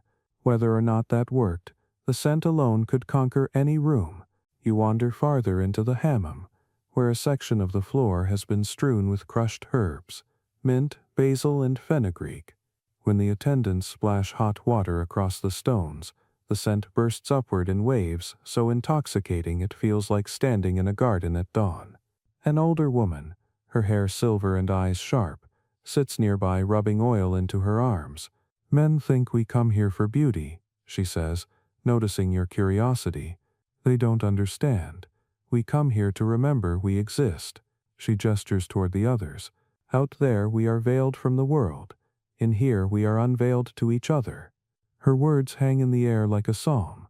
At the far end of the chamber, a midwife named Layla is leading what looks like a consultation. A young woman, visibly nervous, sits beside her. The older woman dips her hands into a bowl of warm water and murmurs something that sounds halfway between a prayer and a recipe. First cleanse the skin, then the fear, she says, splashing the water over the girl's wrists. It's a ritual older than medicine and kinder than law. You realize that in a society that often confined women's lives to private walls, this marble dome became both sanctuary and school. Here they learned about birth, herbs, love, survival, everything that men wrote books about but rarely experienced. An open scholarly debate still simmers among historians. Were these women's hammams truly liberating, or simply gilded cages that allowed controlled moments of freedom within patriarchy? Some claim they were spaces of empowerment, where women exchanged knowledge, poetry, and even political ideas. Others argue they were tolerated precisely because they were contained, a release valve rather than a revolution. You stand there, the steam soft against your face, and think perhaps both are true. Freedom doesn't always need permanence. Sometimes it only needs a door that closes from the inside. The laughter swells again. Two girls are teasing each other over who can balance a soap dish on her head longer. Another group shares dried figs and sesame sweets from a woven basket. Someone sneezes, and three others immediately chant Mashallah in perfect unison before bursting into laughter. It's chaotic, warm, and deeply human. No guards, no scholars, no theologians, just women sharing heat and humor like currency. You think of all the empires that rise and fall for gold, and realize that this daily exchange of kindness is the real treasury. One of the attendants offers you a towel embroidered with tiny green vines. You look lost, she says, grinning. Sit. Listen. You do. Around you the chatter shifts from gossip to verse. A young woman recites a poem about the scent of jasmine as a metaphor for patience. Her audience sighs appreciatively. She could rival Al-Hansa, someone murmurs, invoking the famous pre-Islamic poetess. The speaker blushes and hides her face behind the towel. Her friend nudges her. Don't hide your words. Men already take enough. The room erupts in approving laughter. A mainstream historical whisper echoes somewhere behind that laughter. Despite restrictions, Abbasid women were patrons of art, literature, and architecture. Some even commissioned bathhouses themselves. There are records of noble women funding public hammams as acts of charity, providing free baths for widows and orphans. Cleanliness, one inscription read, is a form of mercy. You imagine that same phrase being repeated here, centuries later, as these women share soap and stories under the same dome. Someone begins to hum again, a slow lilting tune. Another joins, then another, until the entire room is vibrating softly with harmony. It's not performance, it's survival in melody. You close your eyes and imagine the sound floating through the roof's small holes, escaping into the sky where it might mingle with the city's call to prayer. Faith takes many shapes, you think. Sometimes it kneels in mosques, sometimes it laughs in steam. A child runs through the room, chased by her mother, who pretends to scold but can't hide her smile. The little girl slips, falls harmlessly, and giggles. The entire hammam breaks into laughter again. She's faster than a djinn, someone cries. And twice as clever, adds another. For a brief, shimmering moment, the bathhouse feels like the heart of the world. No fear, no restraint, only joy echoing against marble. Before you leave, you pause near the doorway where the elder woman still sits. She's humming softly, eyes closed, hands resting on her knees. You thank her for letting you witness this, though you don't say the words aloud. She opens one eye and smiles. Tell them, she says quietly, that we were not ghosts. Her voice is steady, like steam refusing to vanish. We were here. We built warmth. You step back into the cooler corridor, and the sudden silence feels heavier now. Behind you, the laughter continues, fading slowly into echoes that sound almost like waves. You realize the hammam isn't merely architecture, it's memory made fragrant. And tonight, that memory belongs entirely to them. You return days later, and the air of the hammam feels heavier, not from heat, but from rumor. Even the attendants' steps sound cautious, their trays clinking softly like nervous hearts. The familiar scent of rose oil is there.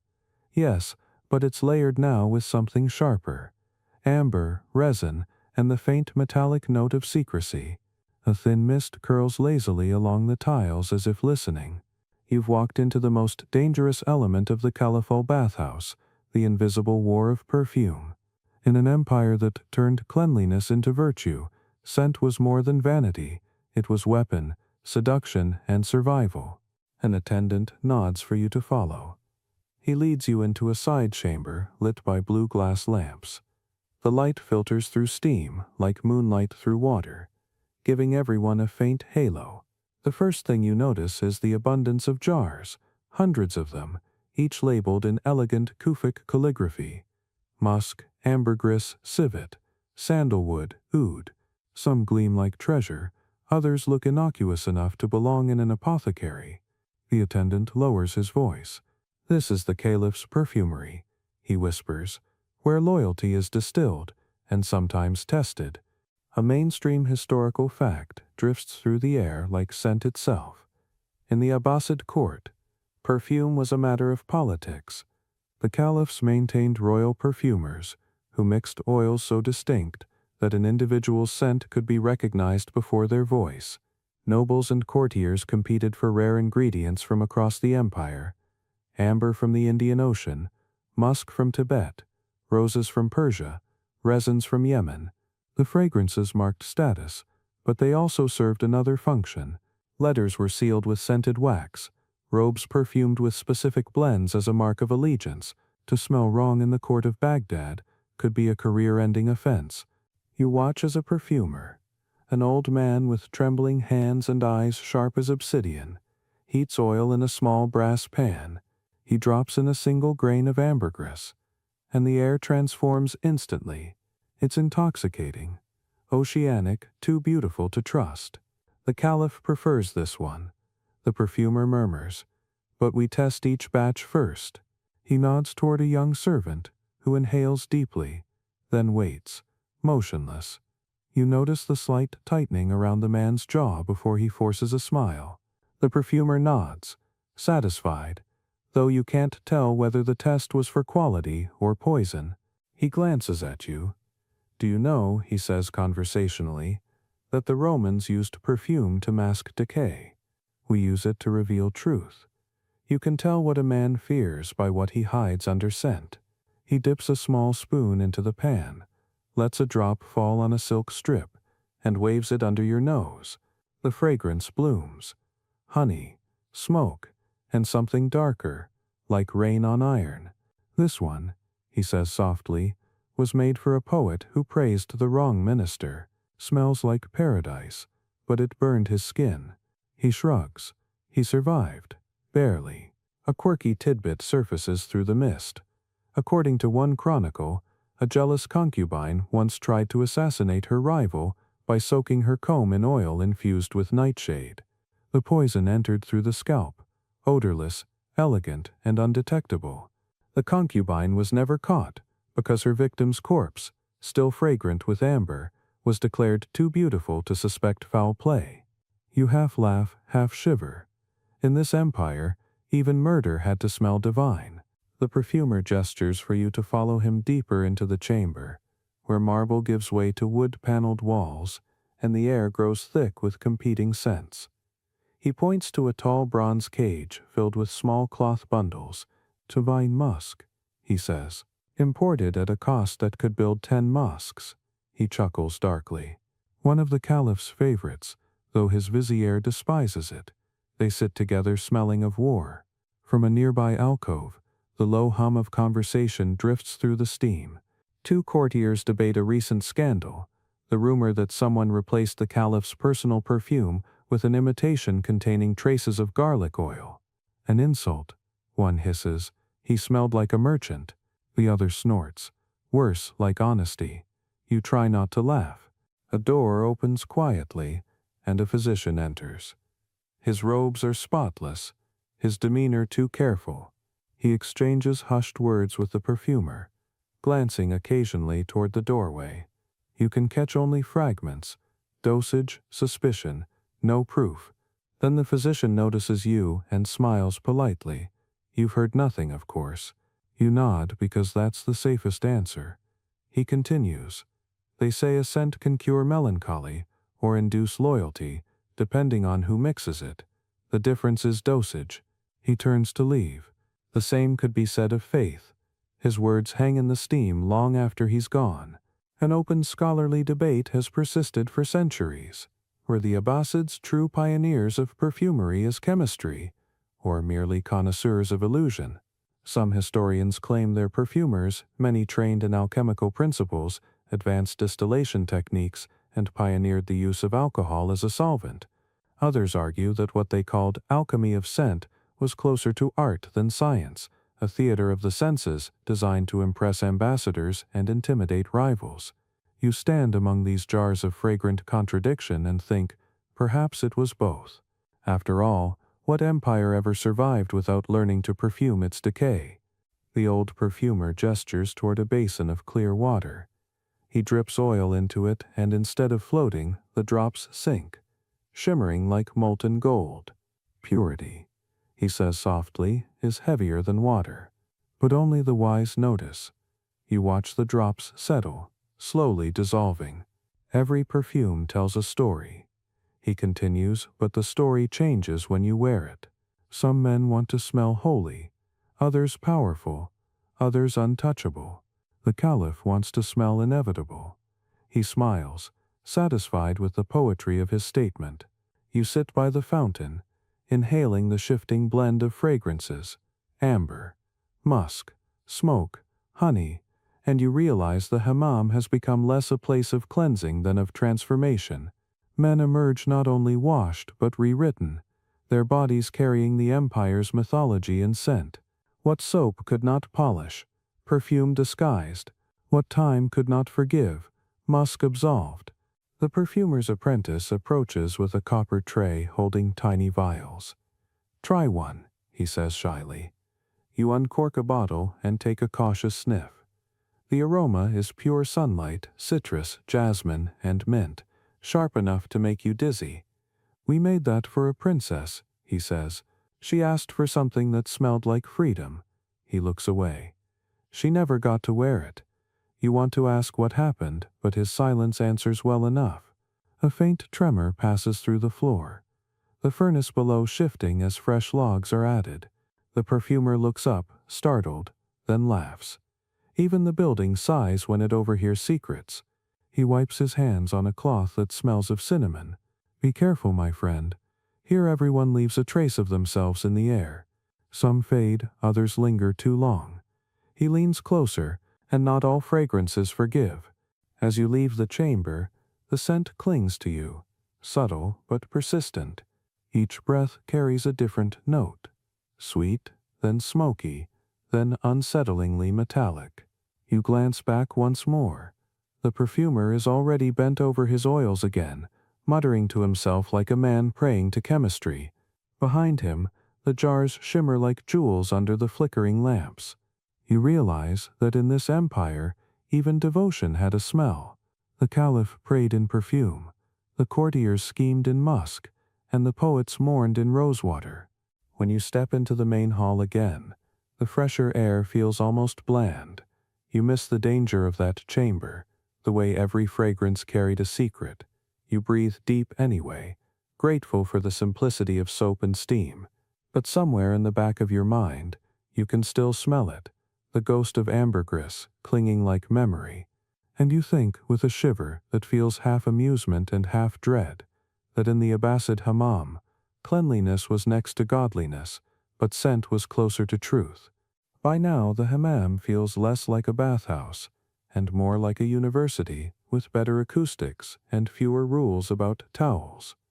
The water hums softly in the background, a metronome for conversation. Every marble bench has become a miniature lecture hall, every cloud of steam a footnote rising to heaven. You enter just as a heated argument is unfolding near the central pool, heated both in tone and temperature. 4 scholars sit cross-legged, their scrolls propped carefully on bronze trays to keep them from dampening. They are surrounded by listeners, half wrapped in linen, who pretend to wash while really eavesdropping. The debate topic? Whether excessive bathing weakens the spirit. You find a place at the edge, because honestly, who could resist theology with humidity?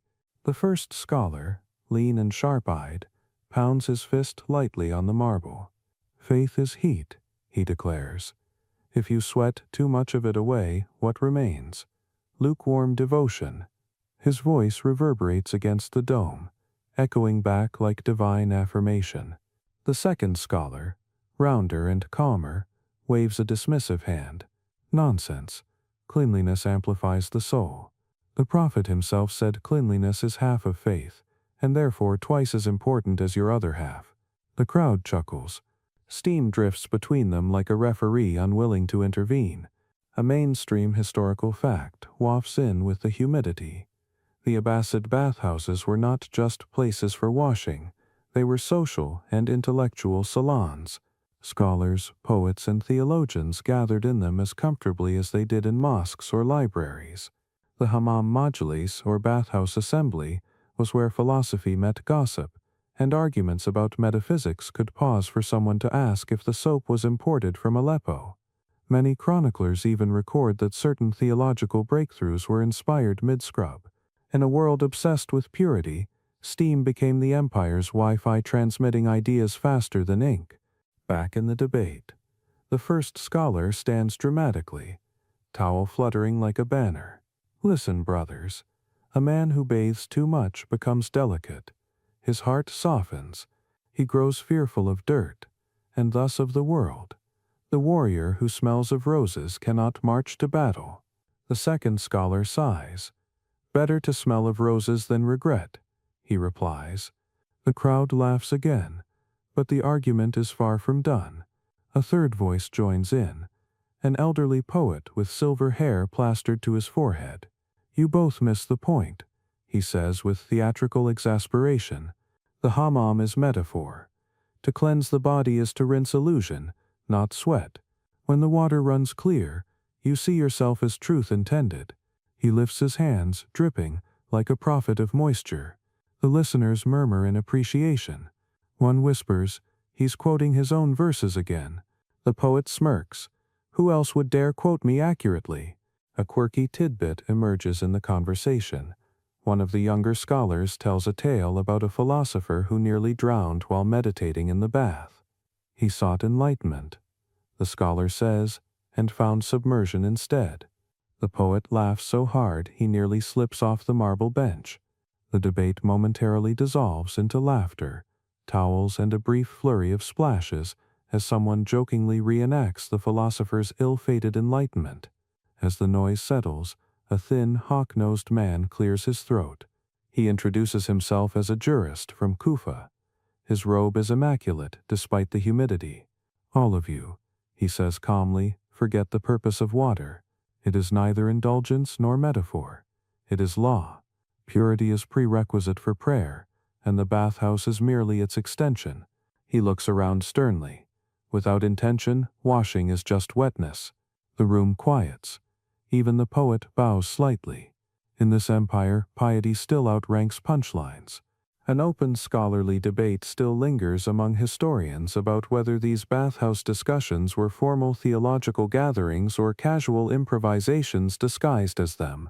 Some records describe official lectures delivered by jurists in hammams, complete with scribes taking notes in waterproof cases.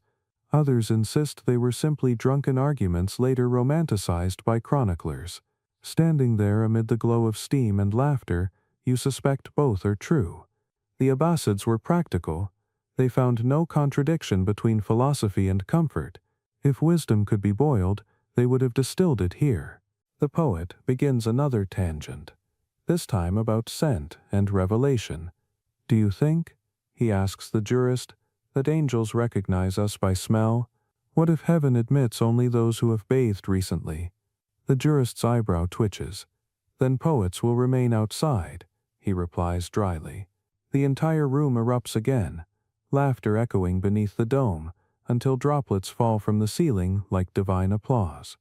Nearby, a young student writes frantically on a wax tablet, trying to record the best lines before they vanish into steam. He looks up occasionally, blinking through sweat. You lean closer. On the tablet you glimpse half a verse. Faith is a mirror fogged by breath. You hope he finishes it later. It deserves to survive. The conversation drifts, as all great debates do, into unrelated territory. Now they're discussing astronomy. The stars, the poet says dreamily, are just holes in heaven's roof to let the prayers escape.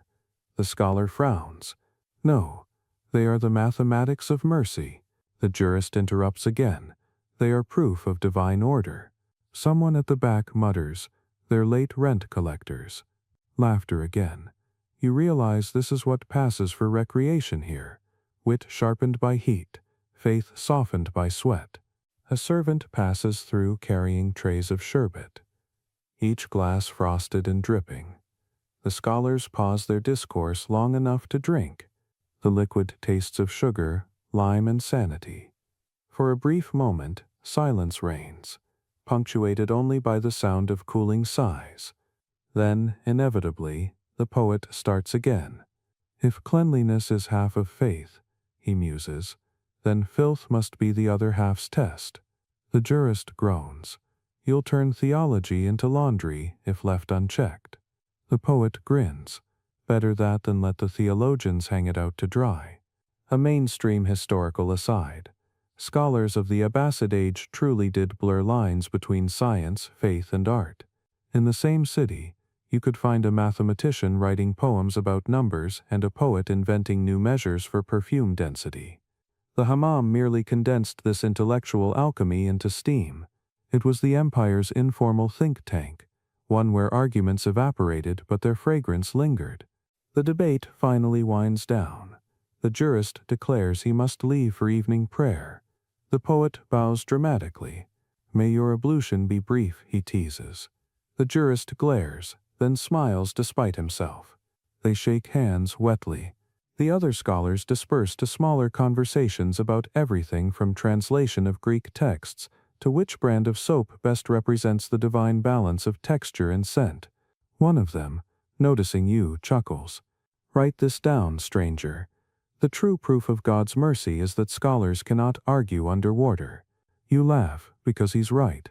The steam has grown thicker now, the room quieter, almost contemplative. The poet has fallen silent, staring into the rippling reflection of the dome above.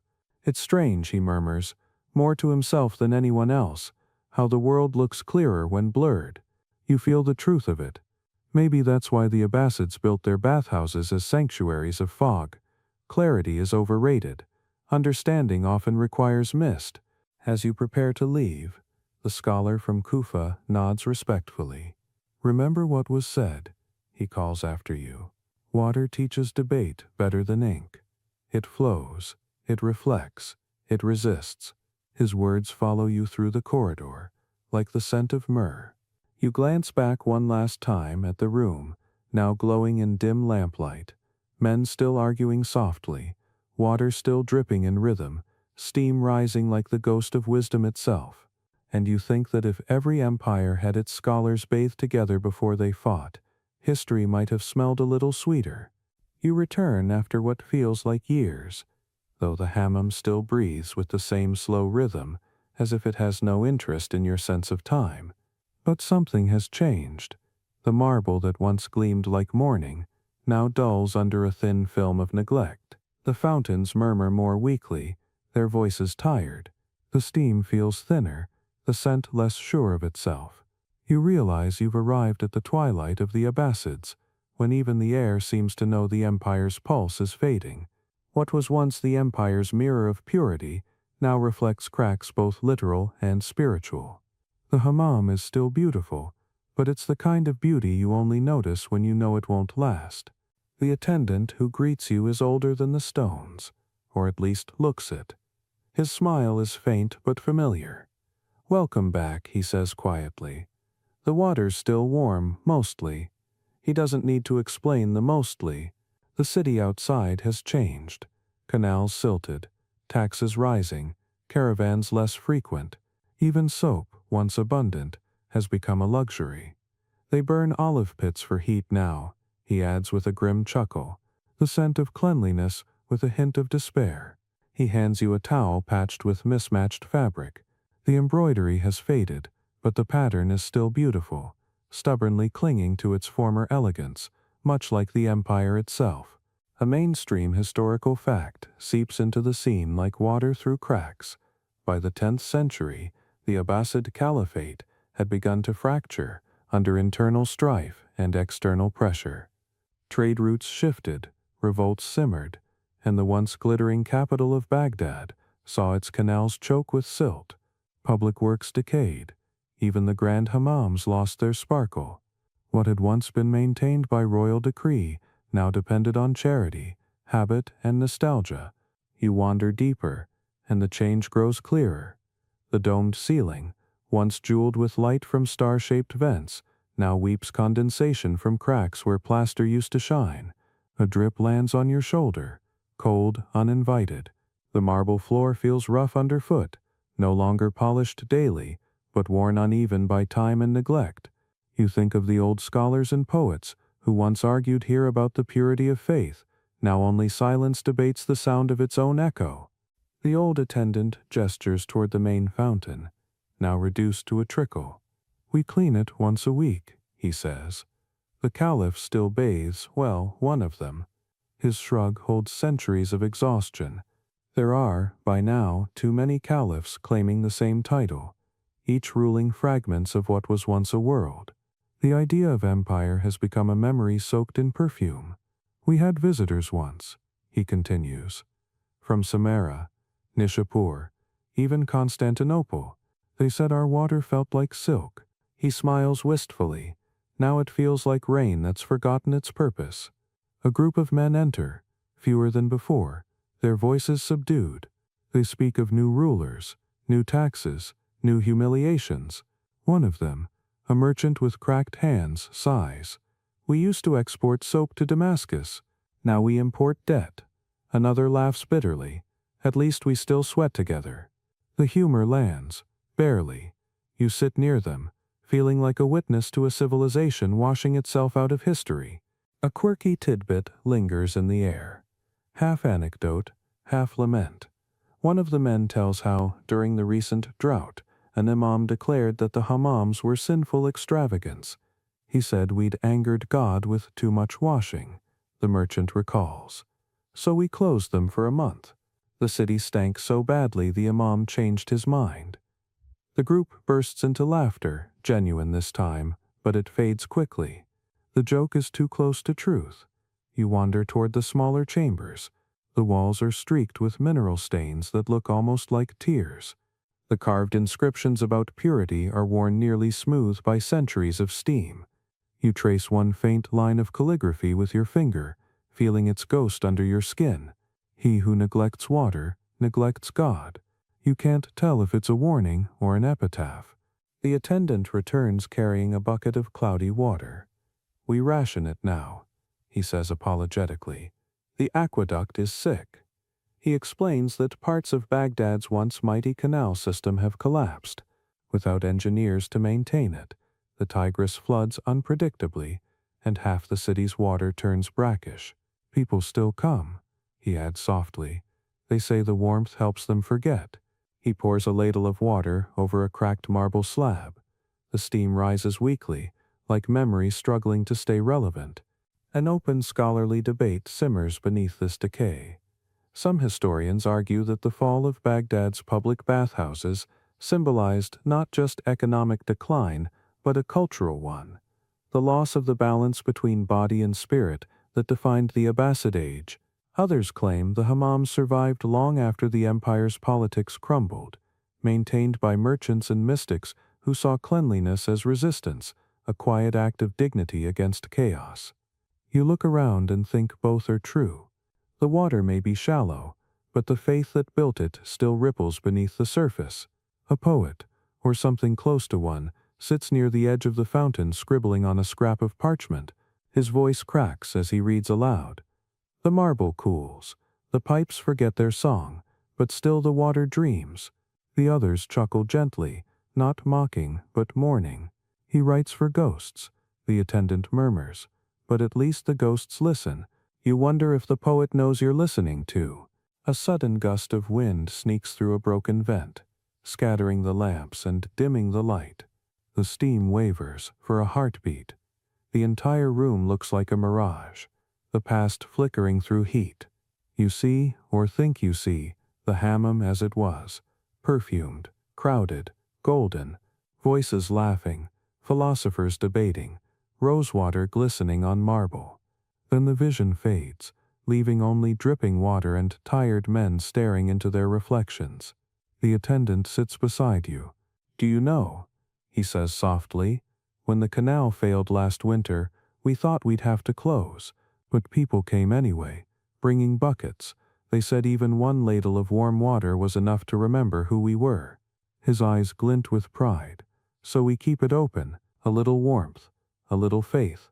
That's all an empire ever needed. You smile, though your throat tightens.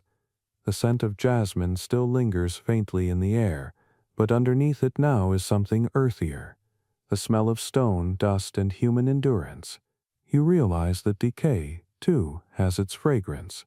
The hammam breathes slower, but it still breathes. As you leave, you turn back for one last look. The old attendant kneels by the fountain, polishing the cracked marble with a rag. His movements are slow, deliberate, reverent. It strikes you that he isn't just cleaning stone, he's tending a memory. You step into the cool night and glance at the Tigris, whose dark waters still slide silently through the city, reflecting the dim glow of the dying lamps. Somewhere, deep beneath the surface, the same current that once fed golden baths still flows.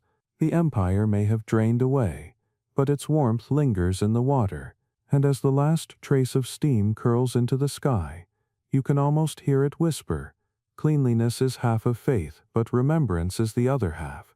Centuries have passed by the time you return, though the hammam no longer stands as it once did. The marble has cracked, the domes collapsed, and weeds sprout where steam once shimmered. You walk through a silence so dense it feels like sound that forgot itself. The Tigris murmurs faintly in the distance, its voice older, slower, less certain. The great bathhouses of the Abbasids, once called the lungs of Baghdad, are now little more than ribs of stone buried under dust. Yet as you step into the ruin, something stirs. Not wind, not memory exactly, but a kind of listening. The place seems to recognize your footsteps, as though heat remembers every name it ever warmed. You pass beneath what remains of the main arch. The air is dry now, stripped of fragrance, though when you breathe deeply, you catch a faint trace. Rose, perhaps, or myrrh, embedded in the pores of the old walls. The scent lingers like a soul refusing exile. You run your hand along the stone and feel grooves, old inscriptions nearly erased by time. The calligraphy once read verses of purity and praise. Now it reads more like a sigh. The marble under your palm is pitted, rough, almost human. A patch of faded mosaic glints beneath the dust, its turquoise fragments catching the sunlight in tiny stubborn bursts. Even ruin, you think, has its vanity. A mainstream historical fact drifts through the desolation. After the Mongol invasion of 1258, Baghdad's infrastructure, including its aqueducts, canals, and bathhouses, was devastated. The caliphate collapsed, its libraries burned, its engineers scattered. The hammams that had once defined the Abbasid urban landscape slowly decayed, or were repurposed as storage houses, markets, or shelters. The ritual of steam faded from daily life.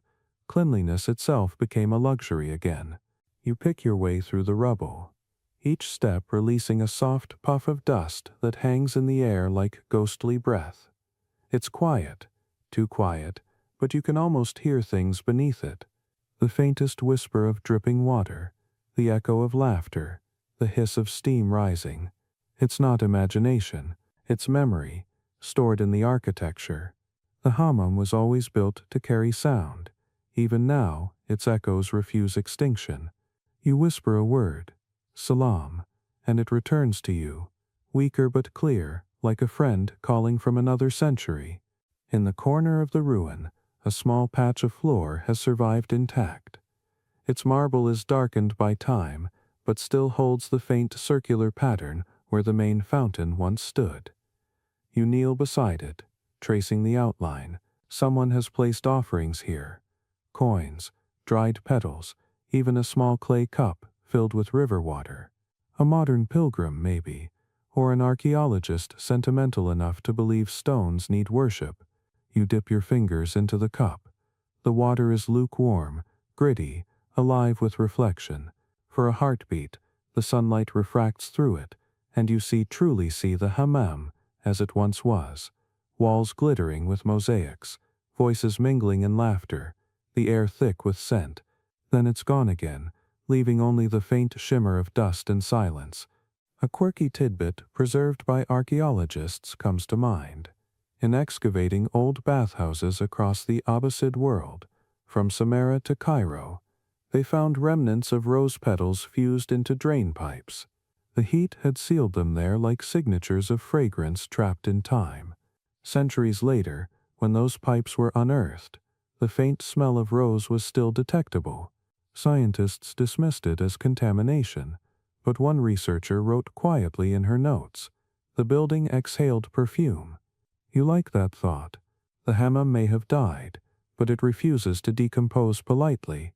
You move deeper into the ruins, where collapsed arches form shadows shaped like half-moons.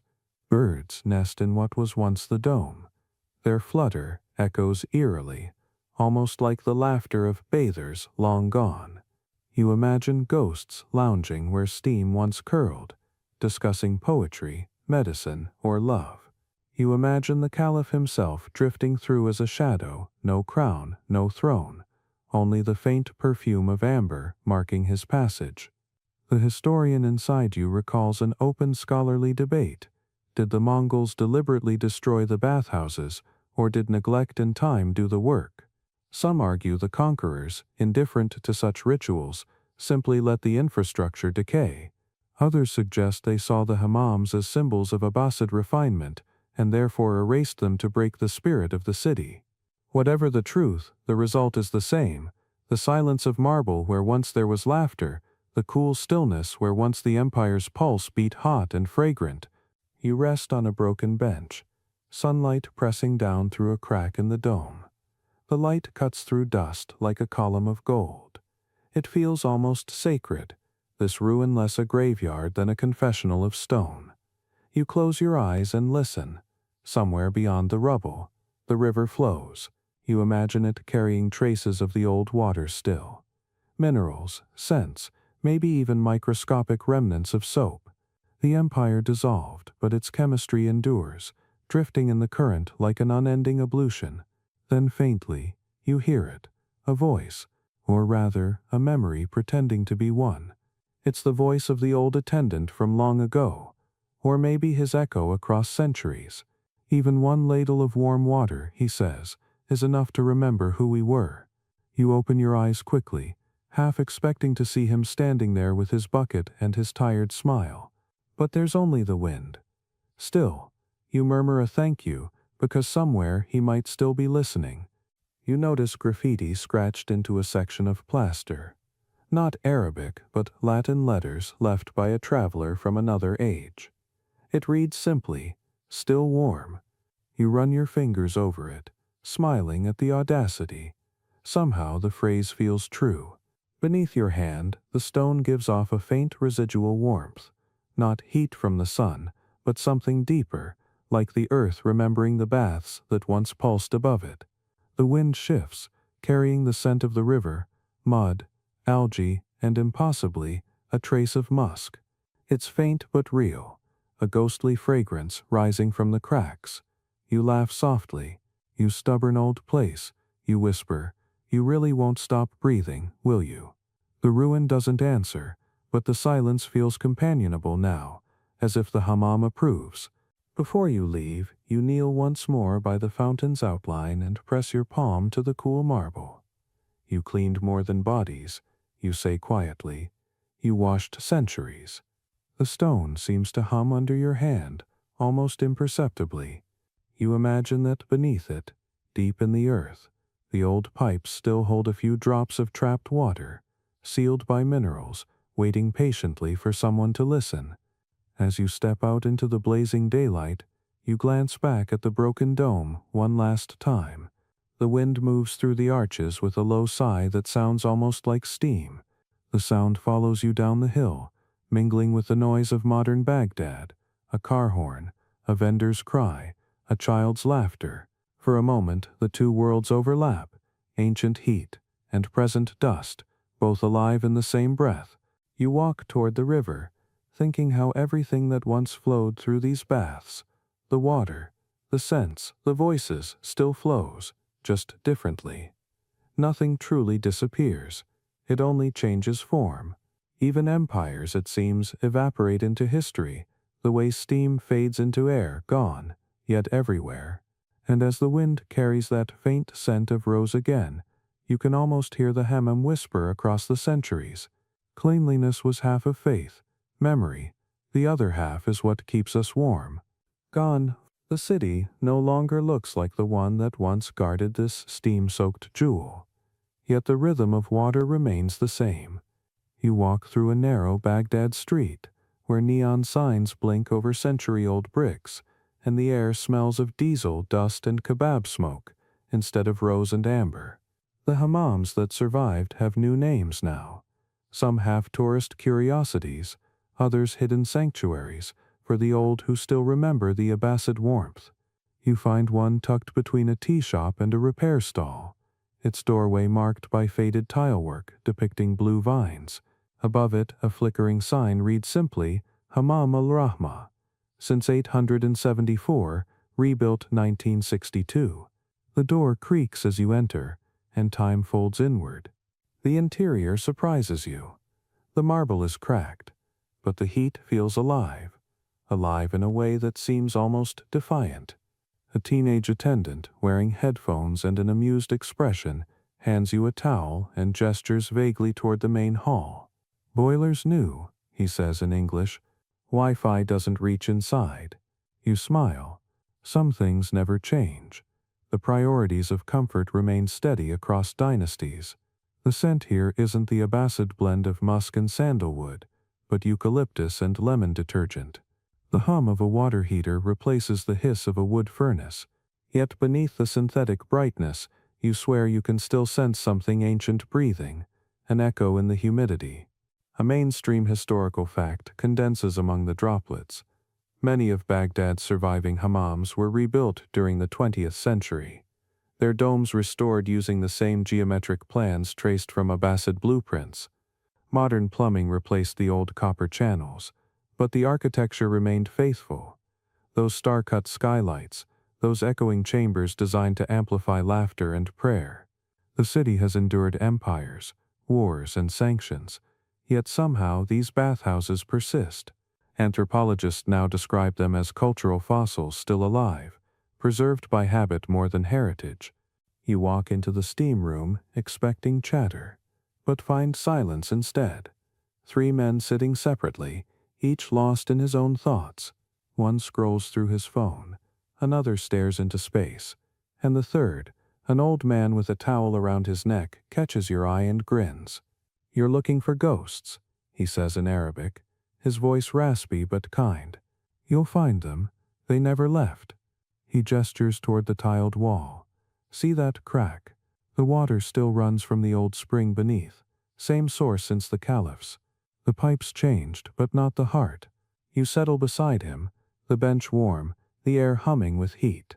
The old man sighs contentedly. We used to come here when the bombs fell, he says. No electricity, no work. But still, the hammam was open. My father said, if the world collapses, wash anyway. Dirt shouldn't win twice. You nod, because that sentence deserves to live forever. A quirky tidbit surfaces through his stories. After the 2003 invasion, when water shortages plagued the city, people broke into abandoned bathhouses not to loot, but to bathe. Families filled plastic buckets, paying in bread or cigarettes. One hammam owner kept his doors open for free, claiming he couldn't bear the sound of dry pipes. He said the city would stop breathing if the steam went cold. The old man recalls with pride. He wasn't wrong. Steam thickens around you, and the modern world begins to blur. You hear the faint chime of a notification tone echo strangely against the tiles, then fade into what sounds almost like lute music. For a heartbeat, centuries overlap. The hum of electric boilers becomes the crackle of ancient furnaces, and you swear the scent of rosewater sneaks through the eucalyptus haze. A drip from the ceiling lands on your shoulder, warm, familiar, deliberate. You glance upward and see light filtering through the same pattern of star-shaped holes used in Abbasid domes.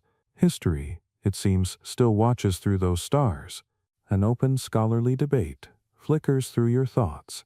in a globalized, digitized age? Can rituals like the hammam still hold spiritual weight, or are they simply nostalgia, heritage without meaning? Sociologists argue about performative tradition, but the evidence is right here, condensing on your skin. The ritual endures not because of memory, but because it satisfies something basic, the desire to feel human again in a world that keeps accelerating. You exhale, and the steam answers like an old friend. The old man chuckles softly. You know, the poets were right, he says. Water forgives. It doesn't care what century it is. He stands slowly, bones creaking, and pours a bowl of warm water over his head. The droplets catch the lamplight, scattering tiny rainbows. For a moment he looks almost luminous, like the marble statues from the ruins reborn in flesh. Every bath, he says, is a small resurrection. He leaves, towel draped over his shoulder, humming a tune so old it might predate ink. You sit alone for a while, the steam thickening until it blurs everything into a soft watercolor. The world outside, the noise, the dust, the headlines, feels far away. Here, you exist only as breath and warmth, stripped of era and identity. You imagine the ancient poets of Baghdad arguing beside you, the perfumers testing oils, the caliph slipping quietly into his basin at midnight. The centuries fold like paper cranes, delicate, impossible, still flying. You stand, water trickling down your back, and catch your reflection in a fogged mirror. For an instant, the face looking back isn't entirely yours. It's layered, yours, and the scholars, and the perfumers, and the attendants, and perhaps even Harun al-Rashid's shadow. All blurred together, all exhaling the same mist. History, you realize, never left the hammam. It only learned to share faces. Outside, the night has cooled, and the city hums with life. Motorbikes buzz past, a muezzin calls from a nearby mosque, and the scent of roasted coffee drifts through the air. Yet when you touch your arm, it still feels warm with that impossible ancient heat. You smile, because for once, the modern world feels connected to the old, not by memory, but by moisture. The hammam still breathes. The empire is gone, but the water keeps forgiving. As you walk away, you glance back through the doorway. Steam curls outward, illuminated by neon, making the entrance glow like a portal. A young man steps inside, carrying a plastic bottle of shampoo, completely unaware he's entering a tradition older than most languages. You whisper under your breath, "Keep it warm," and the air thick with history, humidity, and human stubbornness seems to answer with a faint hiss, the eternal sound of civilization remembering itself through water. You return one last time, though you're not sure what calls you back. The scent, the silence, or simply the promise that warmth still exists somewhere beneath the noise of the world. The hammam stands quiet under a pale morning sky, its dome patched and imperfect, yet still defiant. A thin trail of steam escapes through the vents, dissolving into the chill air like a soul exhaling its last prayer. You pause at the doorway, hand resting on the old blue tiles, and feel the faint vibration of running water within. It's alive, barely, but alive, and suddenly you understand. It doesn't matter who built it, who ruled it, or who forgot it. What matters is that it's still breathing. Inside, the lamps burn low, the air soft and forgiving. The scent is neither purely ancient nor entirely modern, a blend of soap, rose, and a hint of metal from the pipes. You walk barefoot across the worn marble. Each step echoes faintly, the sound folding back on itself like a whisper, remembering its line. The attendant nods, silent, as if he knows this is not a visit, but a farewell. He gestures toward the main pool. The water glows faintly golden under the light, trembling with the kind of serenity that only things near their end ever learn. You sink into the warmth, and for the first time, you don't think about history or ritual or the caliphs or the scholars. You just feel the weight of the water around you, the same water that has cycled through rivers, pipes, storms, and centuries. You realize that every drop has been here before, that nothing in this world truly disappears. It only returns in another form, seeking another body to hold. You close your eyes and breathe in steam that might once have risen from the baths of Harun al-Rashid himself. A mainstream historical fact drifts gently through the haze, its truth softened by time. The Abbasid bathhouses inspired countless others, from Ottoman hammams to Moroccan hammam, from Andalusian thermal gardens to the marble baths of Venice. The architecture of cleanliness outlived the empire that birthed it, traveling like an invisible inheritance carried by water and memory. Every time someone somewhere steps into warm vapor and exhales, a little piece of the Abbasids returns to life. You smile at the thought, it's the most democratic legacy history ever built. Around you, the air ripples with invisible presences. Perhaps they are memories, or perhaps imagination playing tricks in the steam. You see them anyway: a perfumer grinding musk, a scholar arguing over purity, a woman laughing behind a curtain of heat, a caliph reclining in quiet contemplation, his golden bracelet catching the lamplight. They are all here, blurred and benevolent, coexisting in the gentle hum of the water. For once, no one is performing, no one is ruling, just existing, equalized by warmth. The hammam has become what it always was meant to be, the empire's final republic, where everyone's breath weighs the same. A quirky tidbit bubbles up from the depths of history. One of those half-true anecdotes the chroniclers love to repeat.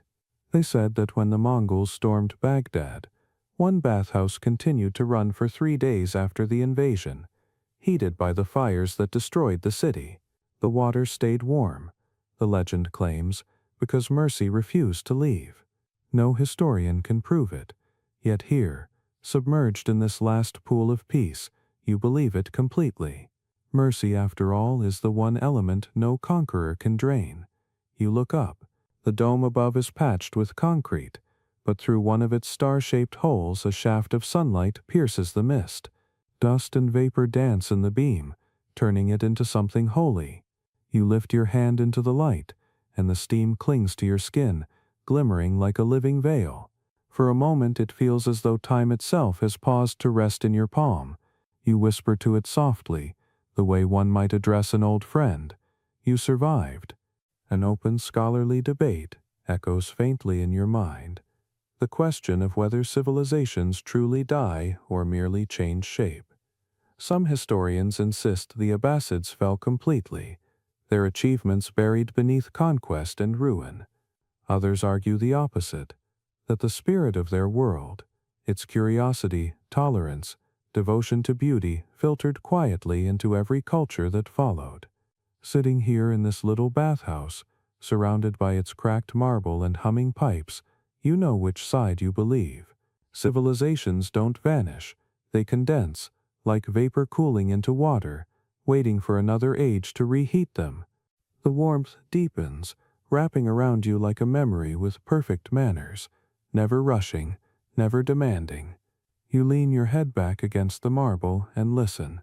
The sound of water trickling from the spout blends with your own breathing until they become indistinguishable. Outside, cars rumble. A city wakes. The world continues its indifferent routines. But inside this room, everything slows to the same heartbeat. You imagine the scholars and poets and perfumers whispering approval from the walls. Even the ghosts seem drowsy, lulled by their own legacy.